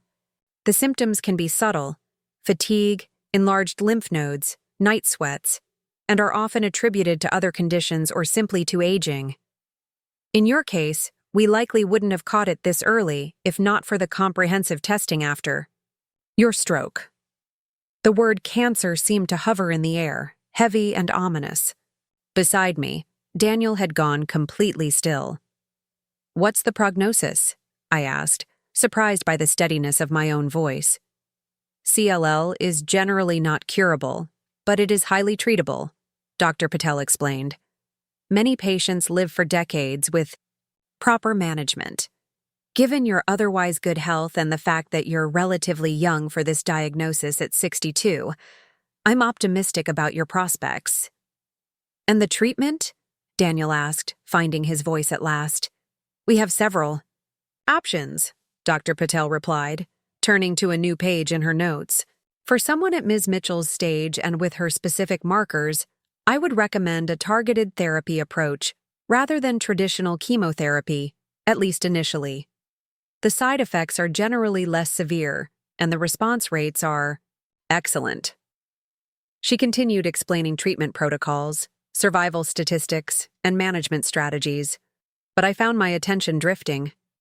Another health crisis, just as I was regaining my footing from the stroke. Just as my relationship with Daniel was healing. Just as I was preparing to take my rightful place at Aurora. The timing seemed cruelly ironic.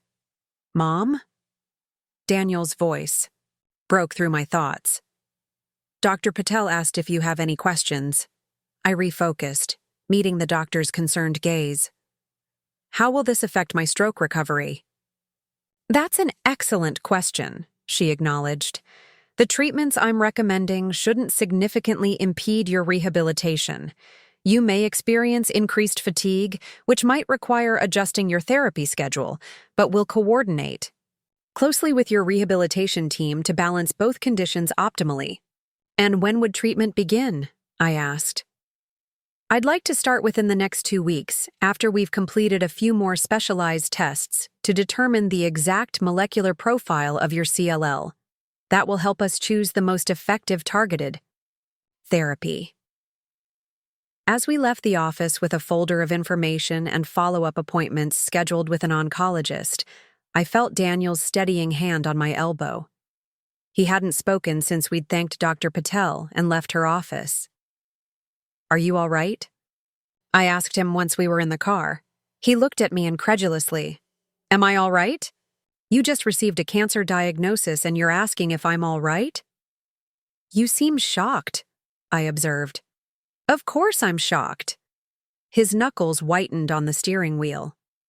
"Just when you're recovering from one life-threatening condition. Now this, it's not fair." The genuine anguish in his voice touched me deeply.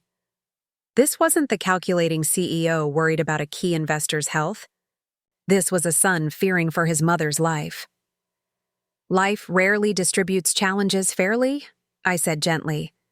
But Dr. Patel seemed optimistic about treatment outcomes. Daniel nodded, visibly trying to compose himself. You're right. And we have resources. The best doctors, cutting-edge treatments, whatever you need. Let's not get ahead of ourselves, I cautioned. One step at a time, remember? First, we complete the additional testing. Then we develop a treatment plan. Then we adjust as needed. He glanced at me, a hint of admiration breaking through his concern. How are you so calm about this? I considered the question seriously. I've spent my life analyzing risk and planning for contingencies. This is just another problem to solve, another challenge to navigate. I paused, then added more softly. And perhaps having already faced one mortality check this year has given me perspective. The stroke could have killed me instantly. Instead, I've been given time. Time to heal relationships, time to put my affairs in order, time to live with intention. Daniel swallowed hard, his eyes suspiciously bright. I'm not ready to lose you. You're not losing me, I assured him. I fully intend to follow doctor's orders and fight this effectively, but we should be realistic about what we're facing. I touched his arm gently, and perhaps see this as an opportunity as well as a challenge. An opportunity? He sounded incredulous. To continue the work we've begun, rebuilding our relationship, redefining our roles in each other's lives, to make certain nothing is left unsaid or unresolved between us. I smiled slightly. And professionally, to ensure Innovate Northwest is positioned for success, regardless of Aurora's active involvement. Understanding dawned in his expression. That's why you were asking Jason about organizational resilience. Partly, I acknowledged, though it was a legitimate question from a major investor in any case. When we arrived back at my house, Daniel hesitated before leaving. Would you like me to stay? Or call Vanessa to come over? You shouldn't be alone right now. I'm not alone, I reminded him.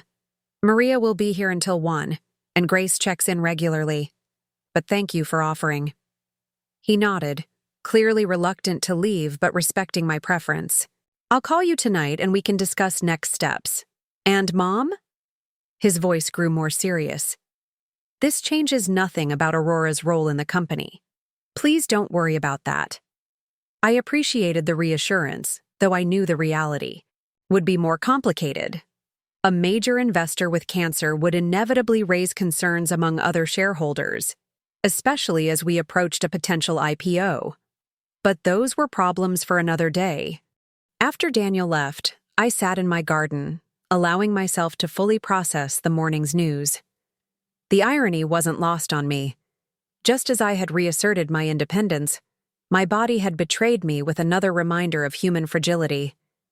Yet I refused to see this diagnosis as a defeat. It was a challenge, certainly, but one I would face with the same determination I'd brought to every other obstacle in my life. The cancer might change my timeline, might alter my plans, might even eventually take my life. But it would not define me, would not dictate my choices, would not rob me of agency. I had fought too hard to reclaim my voice after the stroke to surrender it now to fear or self-pity.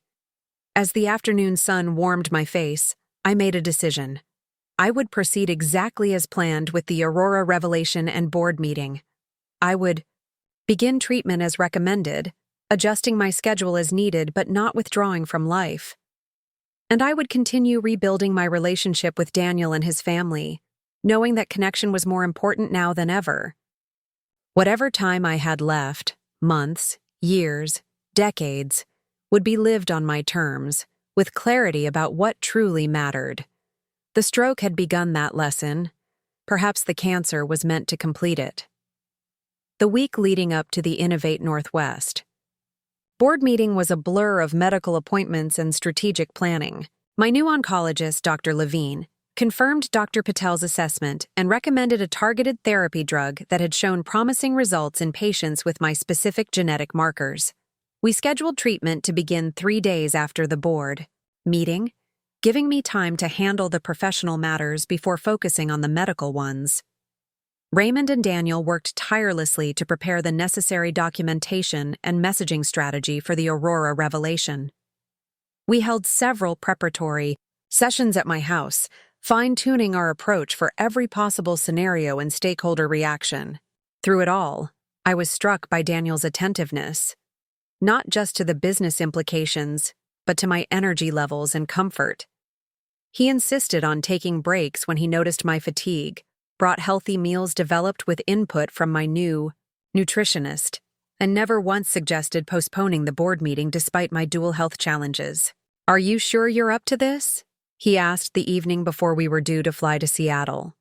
We had just finished reviewing our presentation materials, and I was noticeably tired. The board would understand if we rescheduled.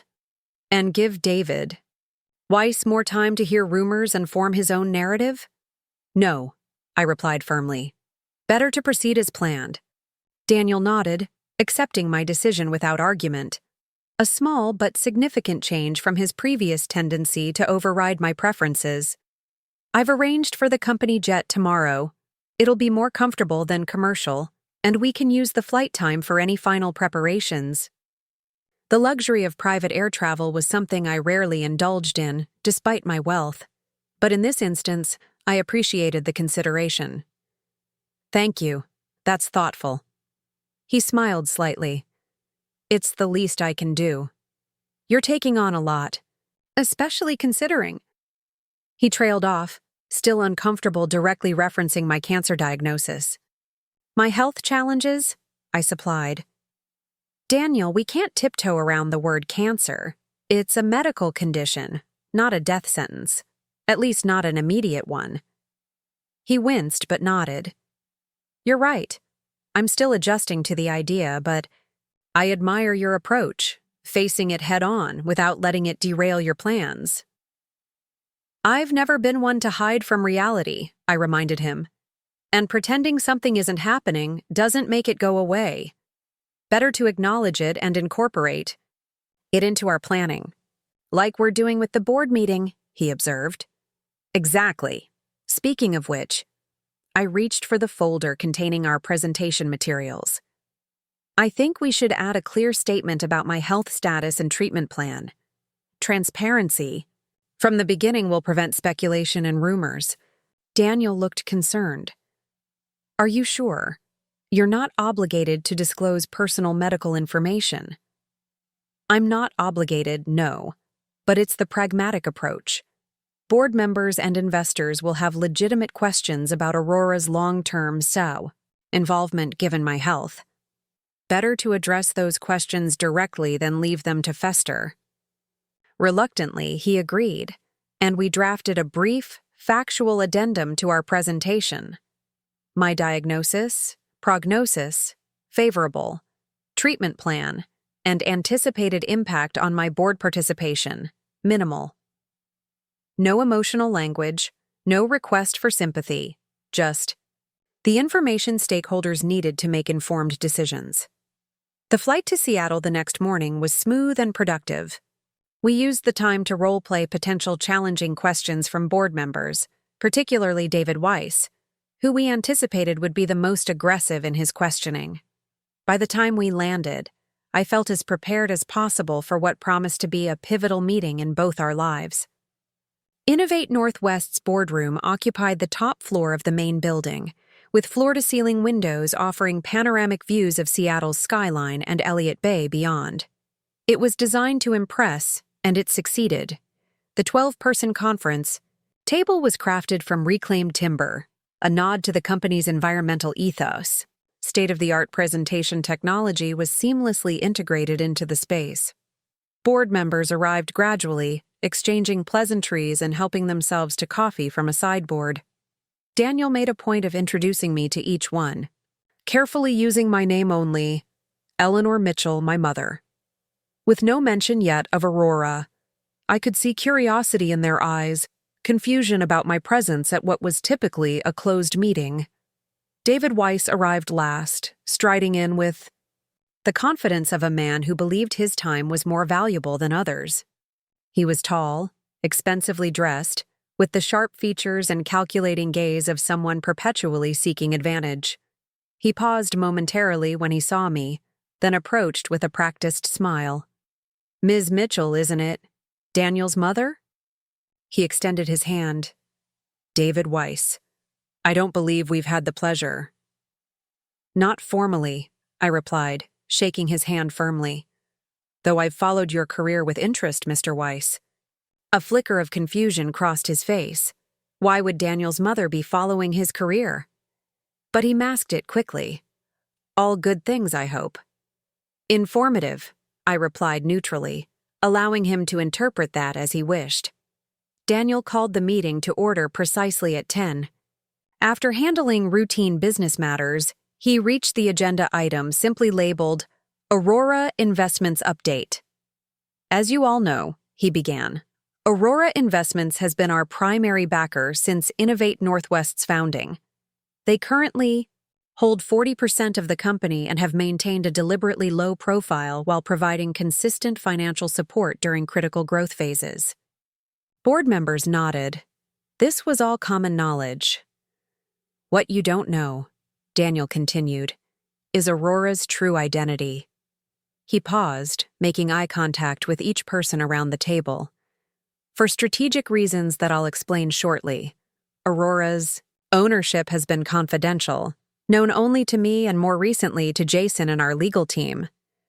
David Weiss leaned forward, his interest visibly piqued. "Are you finally going to tell us who's been bankrolling this company all these years?" Daniel nodded. "Yes.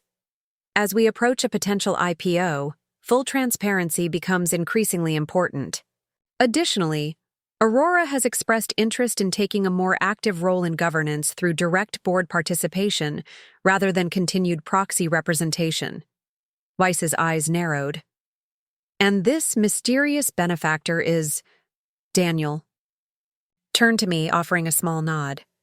This was my moment. "I am Aurora Investments," I stated simply, meeting the surprised gazes around the table. "I have been since the company's inception."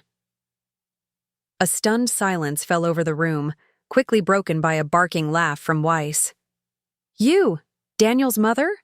You expect us to believe you've been the mysterious power behind Aurora all this time?"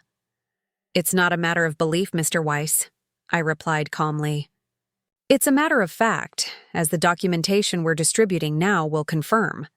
Raymond, present as Aurora's legal representative, began passing folders to each board member. "Let me understand this," said Catherine Alvarez, a shrewd venture capitalist who had joined the board during the Series B funding round. "You provided the initial $3 million in startup capital, plus additional investments during critical phases, all while maintaining complete anonymity? Why?" "To protect the company's reputation and Daniel's leadership position," I explained. "If it had been known from the beginning that Innovate Northwest was funded by the CEO's mother, it would have created the perception of nepotism, that Daniel's position was secured through family connections rather than merit."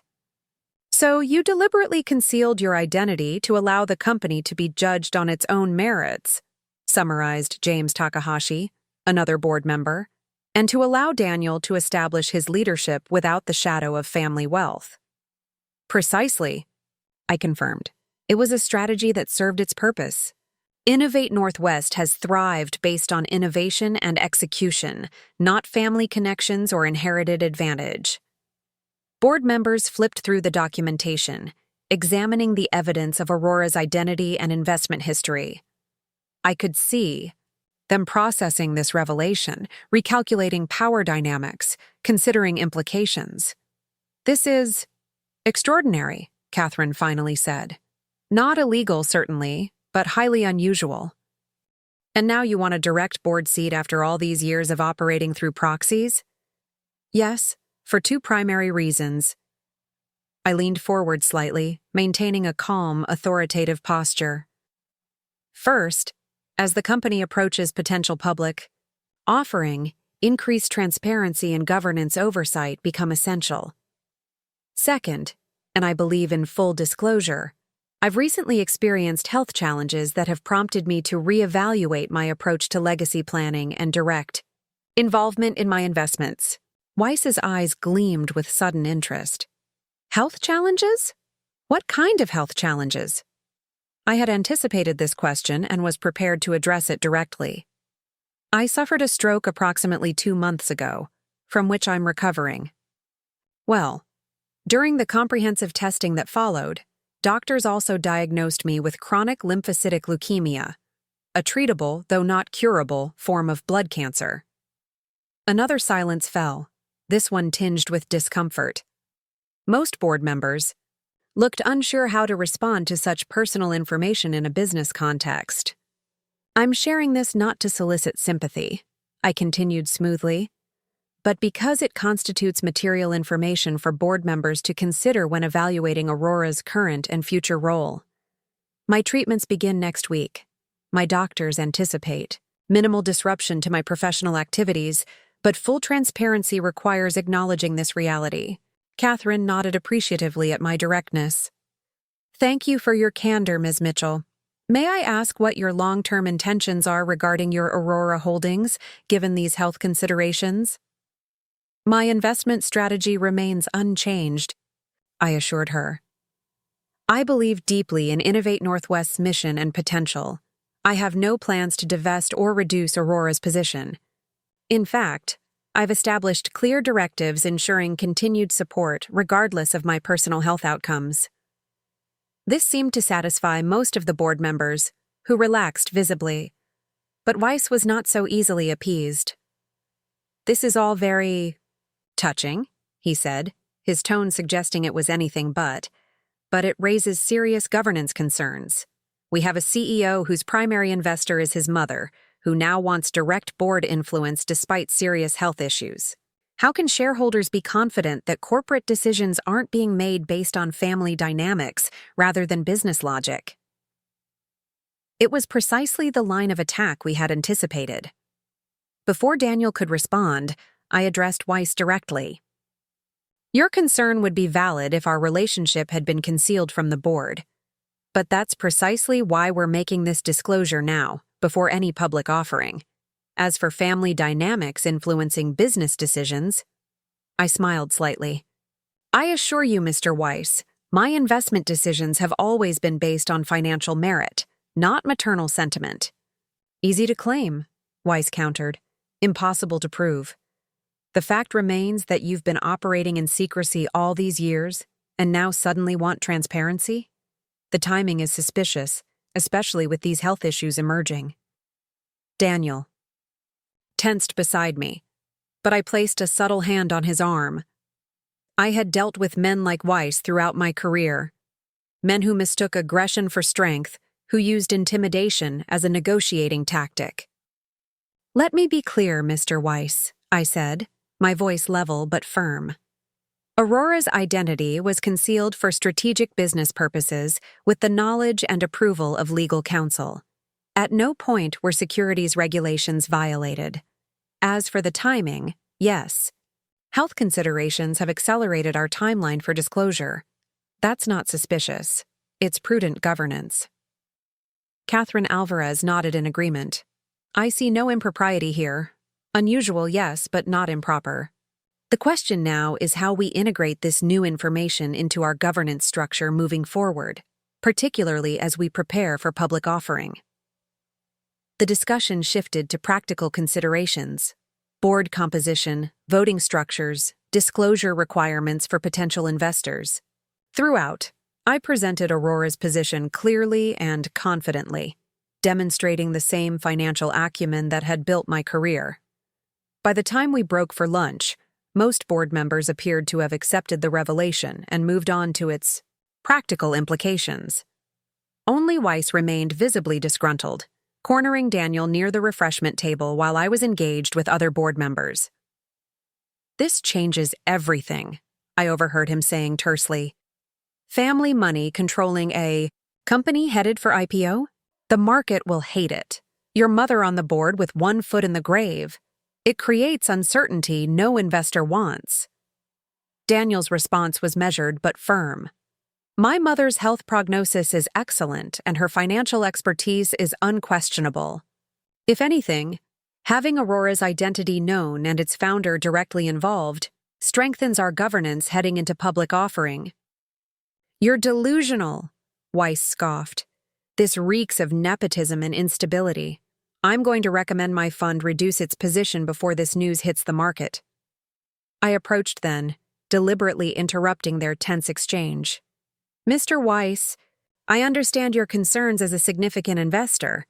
Perhaps we should discuss them directly rather than through Daniel. Weiss turned to me, momentarily startled by my directness. Ms. Mitchell. Yes, frankly, I have serious reservations about this arrangement. Which specific aspect troubles you most? I asked calmly. The historical anonymity, the family connection, or my health status? He blinked, clearly not expecting such a direct question. All of it creates an impression of impropriety and instability. Impression, not reality, I noted. The facts show consistent strategic investment supporting exponential growth. As for stability, I met his gaze. Steadily. Aurora has never wavered in its support. Unlike some investors who threatened to pull funding during the technical challenges 3 years ago. Weiss flushed slightly. He had indeed been among those threatening to withdraw during a difficult development phase. That was a legitimate response to project delays. It was a short-sighted reaction to expected R&D challenges in an innovative field, I corrected him, which is why Aurora stepped in with additional funding to bridge the gap. Our patient capital approach has been vindicated by subsequent developments, wouldn't you agree? He had no effective response, since Innovate Northwest's value had quadrupled since that crisis. The past is irrelevant. It's future stability I'm concerned with, given your condition. My condition, as you put it, doesn't affect Aurora's financial position or commitment. But your threatened divestment based on optics rather than fundamentals, that creates precisely the market instability you claim to fear. I kept my tone conversational, though my meaning was unmistakable. Perhaps we should focus on facts, rather than impressions. Weiss recognized he was outmatched in this exchange. He muttered something about considering all perspectives, and moved away to speak with other board members. Daniel looked at me with undisguised admiration. That was masterful. Basic negotiation strategy, I replied modestly. Address the stated concern while highlighting the inconsistency in the underlying position. He'll be a problem going forward, Daniel warned. Yes, but a manageable one. He's too invested to divest without significant loss, and too concerned with his reputation to act on emotion alone. I sipped my water thoughtfully. He'll bluster and threaten, but ultimately adapt to the new reality. The afternoon session proceeded more smoothly, focusing on operational updates and strategic planning for the upcoming government contract bid. By meeting's end, the board had formally acknowledged Aurora's identity, approved my appointment to fill Aurora's board seat, and established a governance committee to address any potential conflicts of interest. Standard practice for family-connected businesses. As board members departed, most made a point of speaking with me personally, expressing both professional respect and personal well wishes for my health challenges.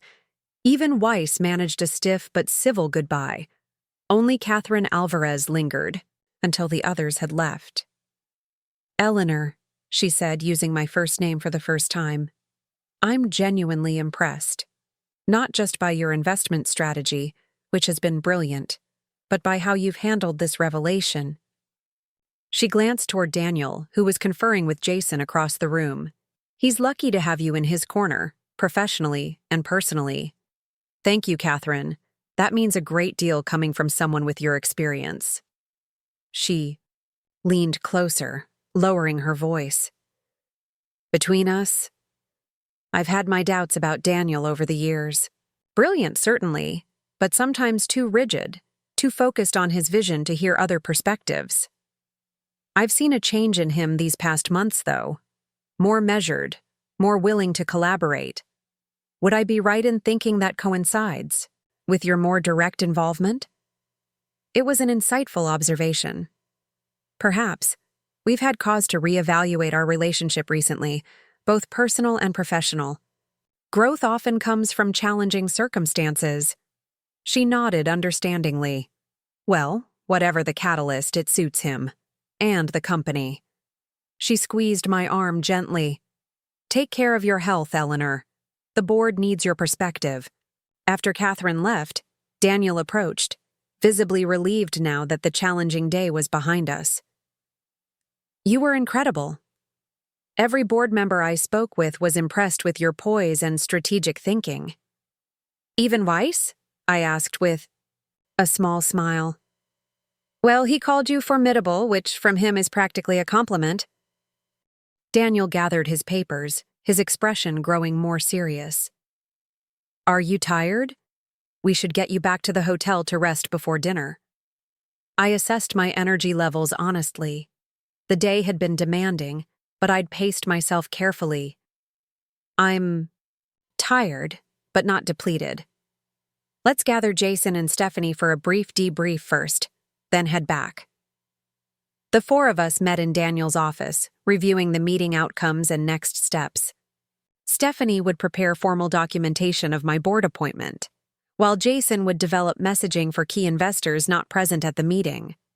Daniel would coordinate with the public relations team to prepare for eventual wider disclosure, though we agreed to delay any public announcement until after my treatment was underway. Overall, I'd call today a success, Jason concluded. Some turbulence, especially from Weiss, but the outcome is exactly what we wanted. Agreed, Stephanie said. From a legal and governance perspective, everything is now properly structured and disclosed. The potential IPO can proceed without this becoming an issue. Daniel nodded, but I noticed he seemed preoccupied, less triumphant than I would have expected given our successful navigation of this challenge. Daniel? I prompted. Your thoughts? He looked up, his expression uncharacteristically vulnerable. I'm just processing everything. Today went well, yes, but tomorrow you begin cancer treatment, and somehow that puts all of this. He gestured to encompass the boardroom, the company, the business concerns, into perspective. The room fell silent. Jason and Stephanie exchanged uncomfortable glances, clearly unsure how to respond to this sudden shift from professional to personal. Perhaps we should continue this tomorrow, Stephanie suggested tactfully. Eleanor needs to rest, and we can finalize the documentation in the morning. After they left, Daniel and I remained in his office. The setting sun cast long shadows across the space, painting the sleek, modern furniture in warm, golden light. I'm sorry, he said finally. That wasn't very professional of me. It was human, I corrected gently, and I appreciate your concern. But remember what I said before. My treatment is just another challenge to navigate, not a reason to put life on hold. He nodded, but the worry remained etched in his features. It's just seeing you in that boardroom today, handling Weiss's attacks with such confidence, demonstrating your expertise to the entire board. It made me realize how close I came to losing all of that wisdom and support because of my own short-sightedness. You haven't lost it, I reminded him. If anything, today marked the beginning of a new chapter for both of us, one where we collaborate more openly, professionally, as well as personally. I know. He managed a small smile. And I'm grateful for that second chance. I just wish it hadn't taken a stroke and cancer diagnosis to wake me up to what really matters. We returned to the hotel in companionable silence, both lost in our own thoughts. In my room, I took time to rest before dinner, reflecting on the day's events. The board meeting had gone as well as we could have hoped, but Daniel's emotional reaction afterward had surprised me. It suggested a depth of feeling and personal growth that I hadn't fully appreciated until that moment. Dinner that evening was quiet, both of us too tired for substantial conversation. We discussed logistics for my return to Portland the next day and my first treatment session scheduled for the following morning. Daniel insisted on accompanying me, despite my assurances that Maria would be with me. "I want to be there," he said simply, "not to take control or make decisions for you, just to support you through it." I accepted his offer, recognizing it for what it was. Not the controlling behavior of the past, but genuine care expressed with respect for my autonomy. The next morning, we flew back to Portland on the company jet. Daniel used the time to handle work calls and emails, giving me space to read and rest. The consideration in this small gesture, working quietly nearby without hovering or intruding, spoke volumes about how our relationship had evolved. When we landed, Vanessa was waiting at the private terminal, along with Tyler, who was supposed to be in school. "I wanted to see Grandma before her treatment tomorrow," he explained when I expressed surprise at his presence. "Dad said it was important to show up for people when they're facing hard stuff." Daniel looked slightly embarrassed by this direct quote, but didn't contradict his son. "I might have mentioned something along those lines." Vanessa stepped forward, offering an awkward but sincere hug. "We thought you might like some company tonight. I made that wild rice soup you liked from the dinner last month." It was a thoughtful gesture from a woman who had once viewed me primarily as an inconvenience. "That sounds lovely," I said, genuinely touched. "Thank you." At my house, I found that Grace had been busy in my absence. Fresh flowers brightened every room.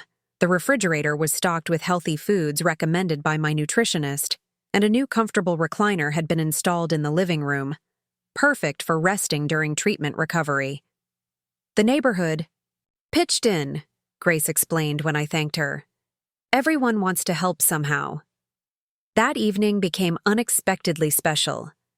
Tyler showed me a school project he was working on, a renewable energy demonstration inspired by his father's company. Vanessa shared amusing stories from her marketing work, revealing a sense of humor I hadn't fully appreciated before. Daniel moved comfortably around my kitchen, helping serve the soup Vanessa had brought and cleaning up afterward without being asked. It struck me that this was the first truly relaxed family gathering we'd had since before my stroke. There was an authenticity to our interactions that had been missing before. No pretense, no underlying tensions, just genuine connection despite the health challenges looming on the horizon. As they prepared to leave, Tyler gave me a careful hug. "Good luck tomorrow, Grandma. Dad says you're going to kick cancer's butt." I laughed, delighted by his youthful confidence. "I'll certainly do my best." Vanessa embraced me next. "Call if you need anything. Absolutely anything. I've cleared my schedule for the next few days." When they had gone out to the car, Daniel lingered a moment longer. "What time should I pick you up tomorrow?" "My appointment is at 10.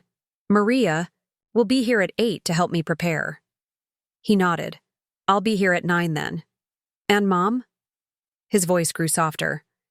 "Thank you for letting us be part of this. I know you value your independence, and you could handle this alone if you chose to. It means a lot that you're allowing us to support you." The sincerity in his words touched me deeply. "Thank you for offering support without trying to take control. It makes accepting help much easier." He smiled, understanding precisely what I meant. "I'm learning. Slowly, maybe, but learning." After they left, I sat quietly in my garden, watching twilight settle over Portland.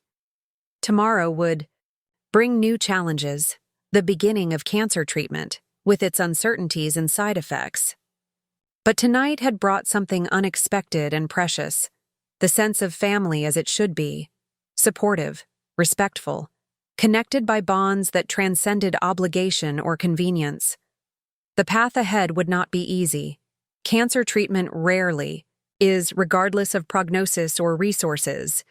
The company still faced challenges, particularly with the government contract negotiation and Weiss's lingering opposition. But for the first time in many years, I felt surrounded by authentic support rather than dutiful obligation. As stars appeared in the darkening sky, I found myself experiencing a surprising emotion: gratitude. Not for the stroke or the cancer. Diagnosis: I would never be grateful for illness, but for the clarity these challenges had brought. They had stripped away pretense and forced a reckoning that might otherwise have never occurred. Sometimes it takes a crisis to reveal what truly matters. In my case, it had taken two. But the result: a son who had rediscovered his humanity, a daughter-in-law who had found empathy, a grandson whose natural compassion had been encouraged rather than suppressed, was worth the difficult journey. Tomorrow would bring its own trials.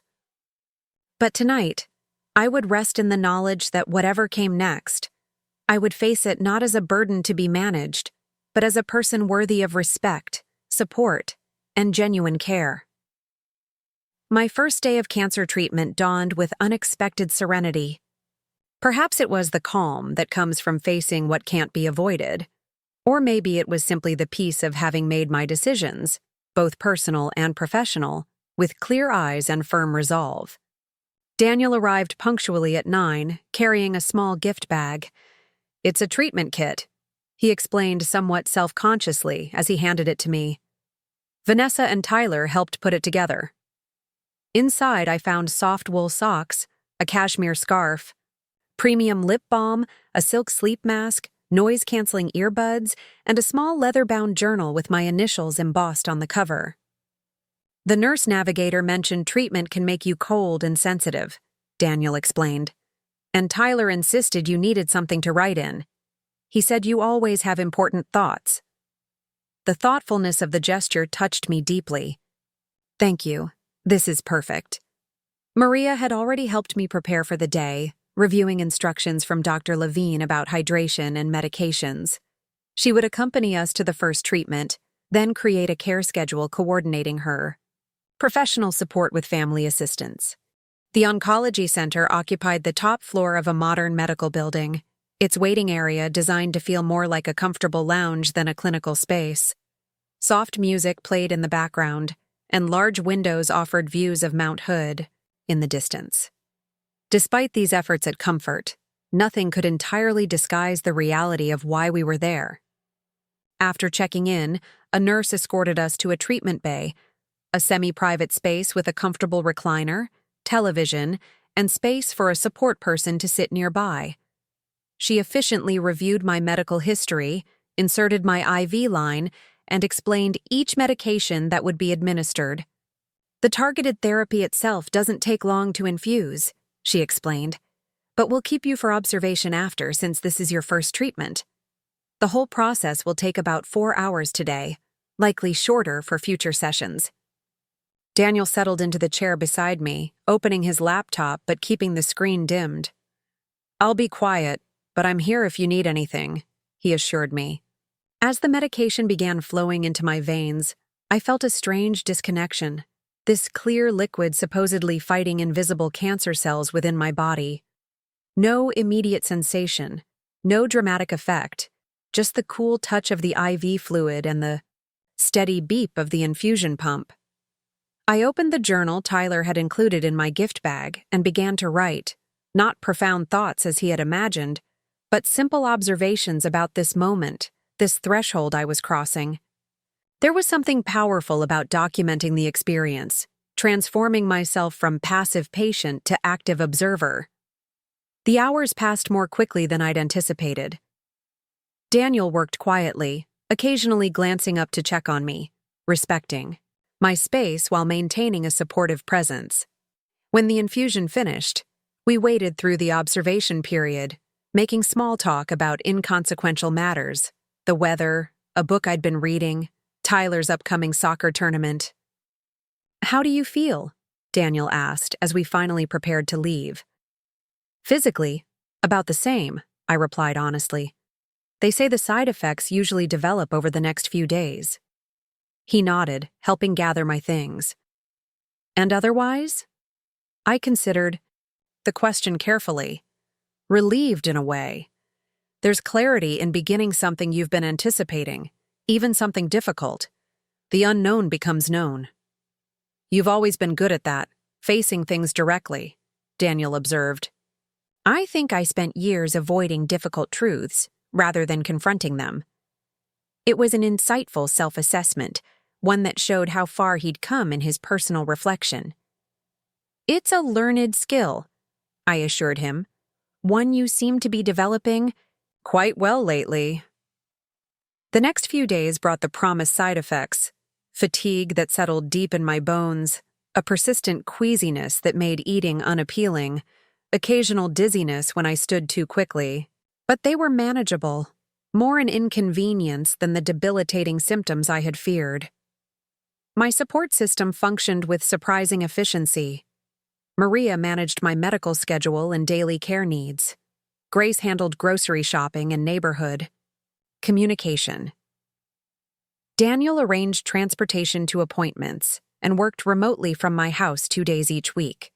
Vanessa prepared freezer meals following my nutritionist's guidelines.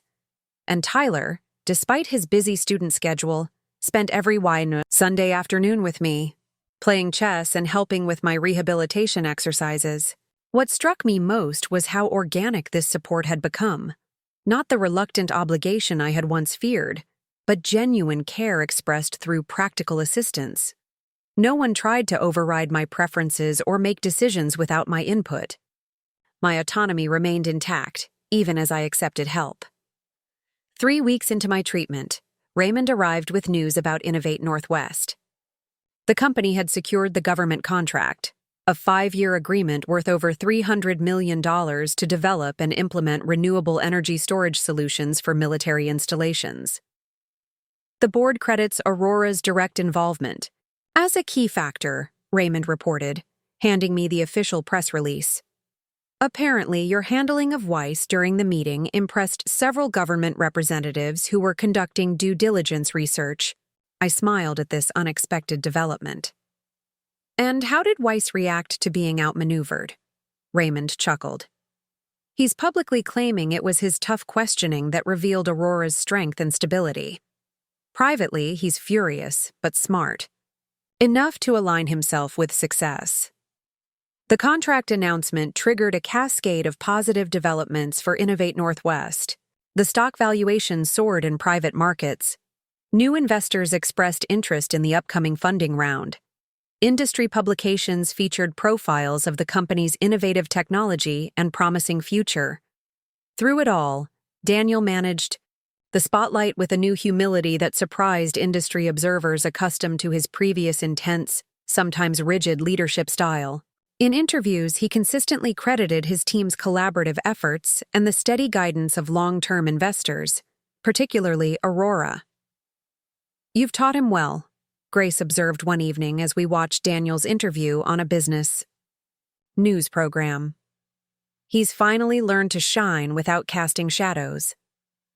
It was an apt description of the change in Daniel's approach. His brilliance remained undimmed, but it no longer seemed to require dimming others to maintain its intensity. 6 weeks into my treatment, Dr. Levine scheduled comprehensive testing to evaluate my response. The results exceeded even her optimistic expectations. The cancer cells are responding remarkably well to the targeted therapy, she explained, displaying my test results. Your blood counts are improving, and the enlarged lymph nodes have reduced significantly in size. If this trajectory continues, we may be able to reduce your treatment frequency after the 3-month mark. It was the first unequivocally positive medical news I'd received since my stroke, and I allowed myself to feel genuine optimism. The treatment wasn't a cure. CLL would remain a chronic condition requiring monitoring and eventual additional treatment, but it had granted me time and quality of life beyond my initial fears. That evening, Daniel, Vanessa, and Tyler came over to celebrate the good news. They arrived bearing gifts: a luxurious cashmere throw from Daniel, to keep you warm during treatment, a beautiful orchid from Vanessa, something that thrives with minimal care on challenging days. And a hand-drawn card from Tyler featuring a superhero character he'd created called Grandma Invincible. As we shared dinner on my patio, enjoying the mild spring evening, I was struck by how much had changed in our family dynamic over these past months. The conversation flowed easily, with genuine interest in each other's thoughts and experiences. Vanessa spoke openly about a professional setback she was navigating. Daniel listened attentively rather than immediately offering solutions. Tyler shared his anxieties about middle school with a vulnerability that would have been discouraged in the achievement-focused atmosphere of their previous household. "I've been thinking," Daniel said as we finished dessert, "about making some changes at Innovate Northwest." "What kind of changes?" I asked, curious about his thoughtful tone. "Structural ones. The company's grown so rapidly that we've never really addressed work-life balance in a meaningful way. We talk about sustainability for the planet, but not for the people creating the technology." He glanced at Vanessa, who nodded encouragingly. "I've been part of that problem, expecting everyone to maintain the same intensive schedule I kept, measuring dedication by hours worked rather than results achieved."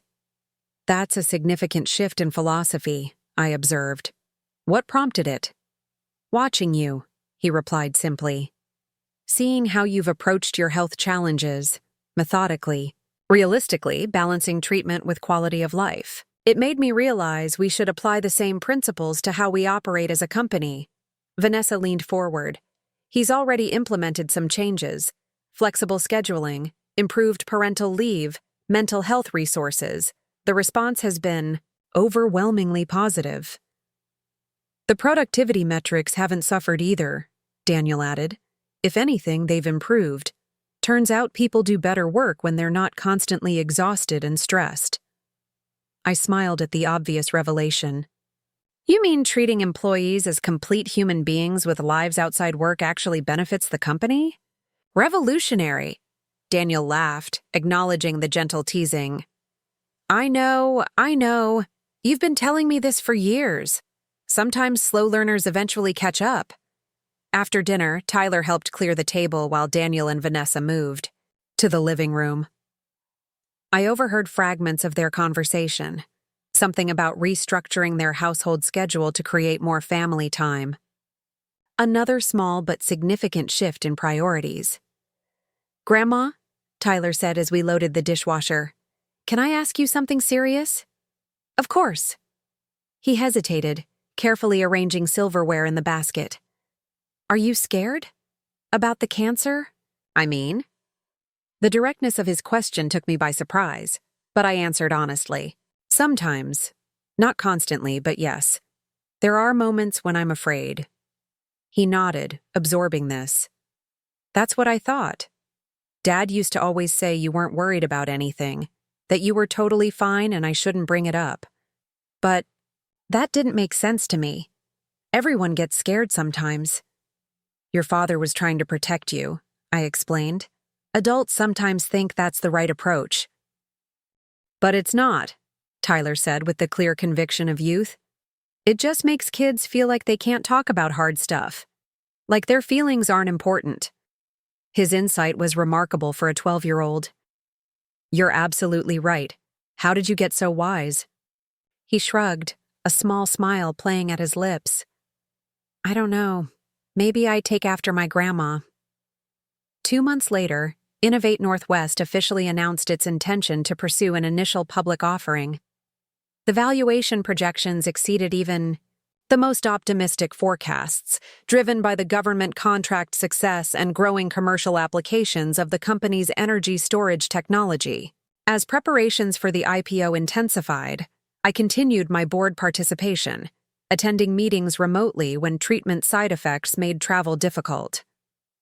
My cancer had stabilized, not gone, but effectively managed, allowing me to maintain an active role in both professional and personal spheres.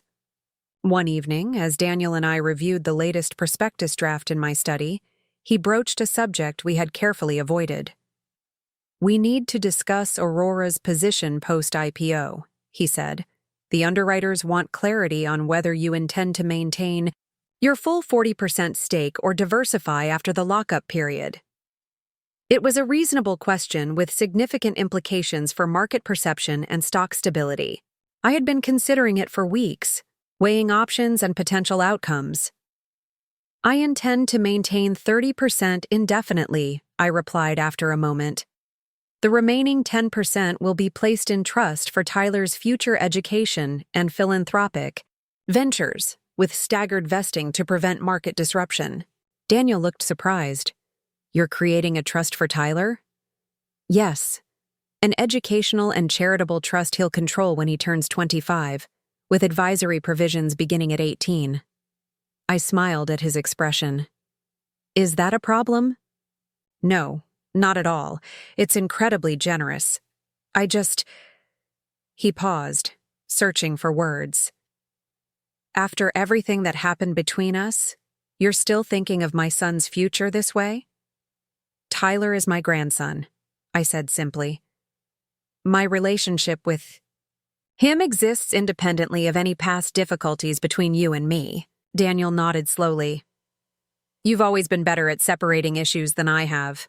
I tend to let conflicts in one area affect everything. Another learned skill, I assured him. One that typically improves with age and experience.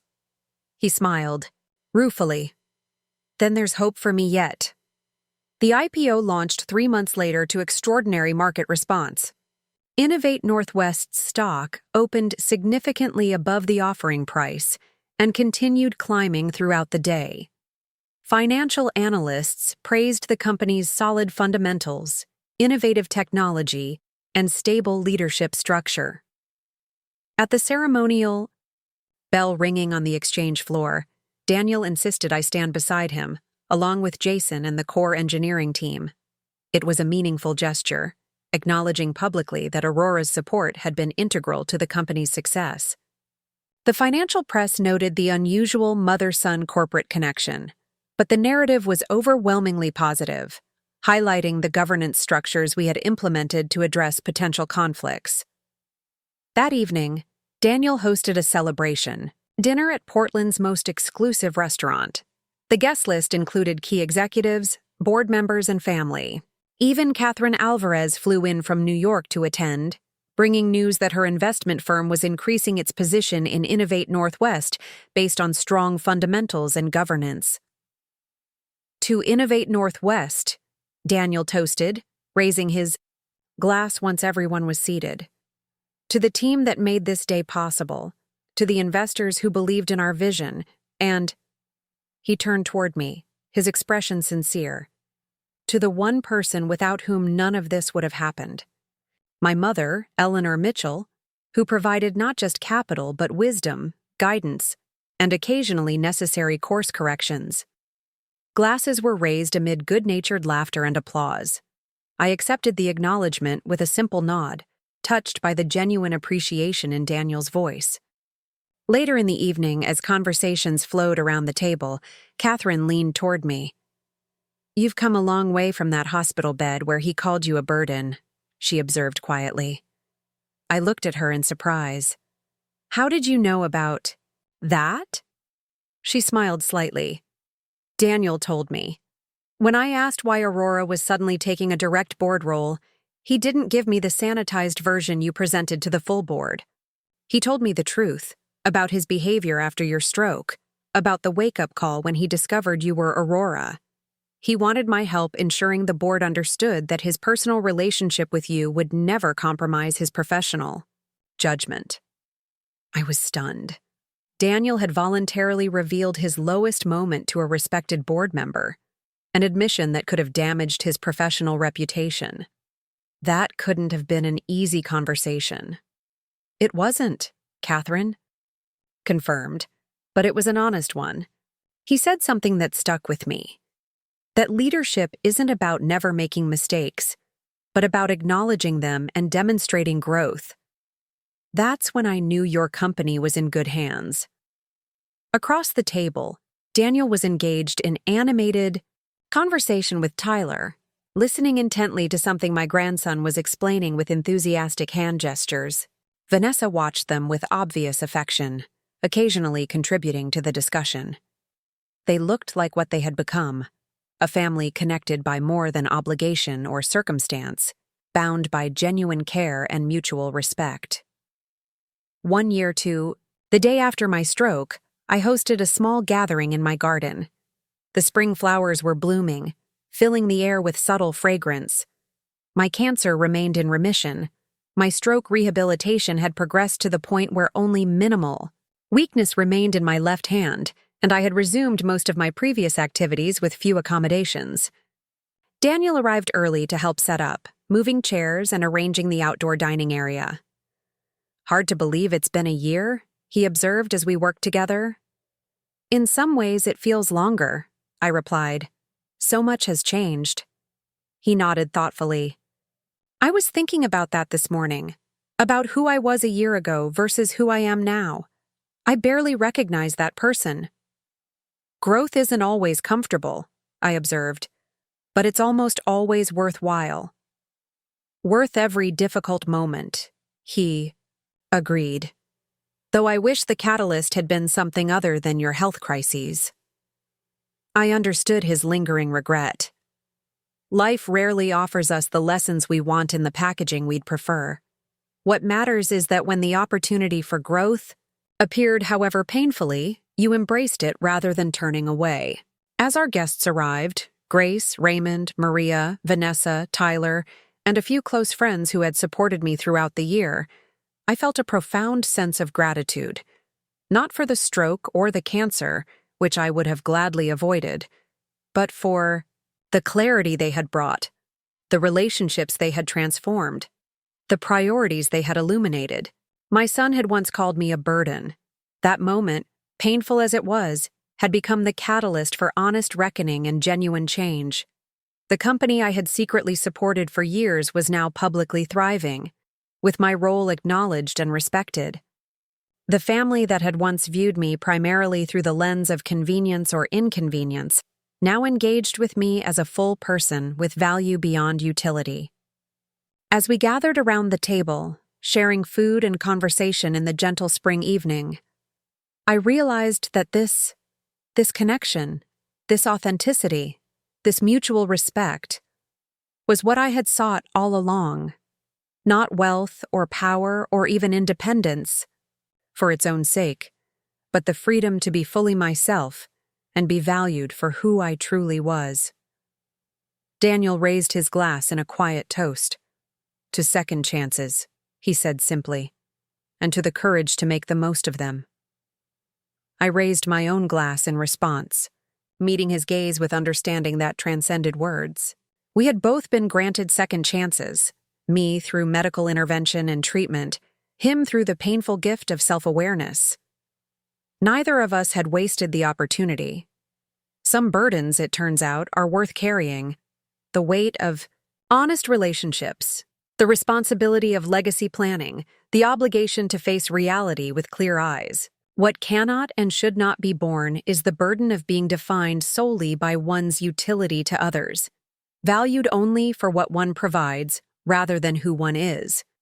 That burden, at least, I had set down permanently, and in doing so, had found a lightness of spirit that no financial windfall or corporate success could ever provide.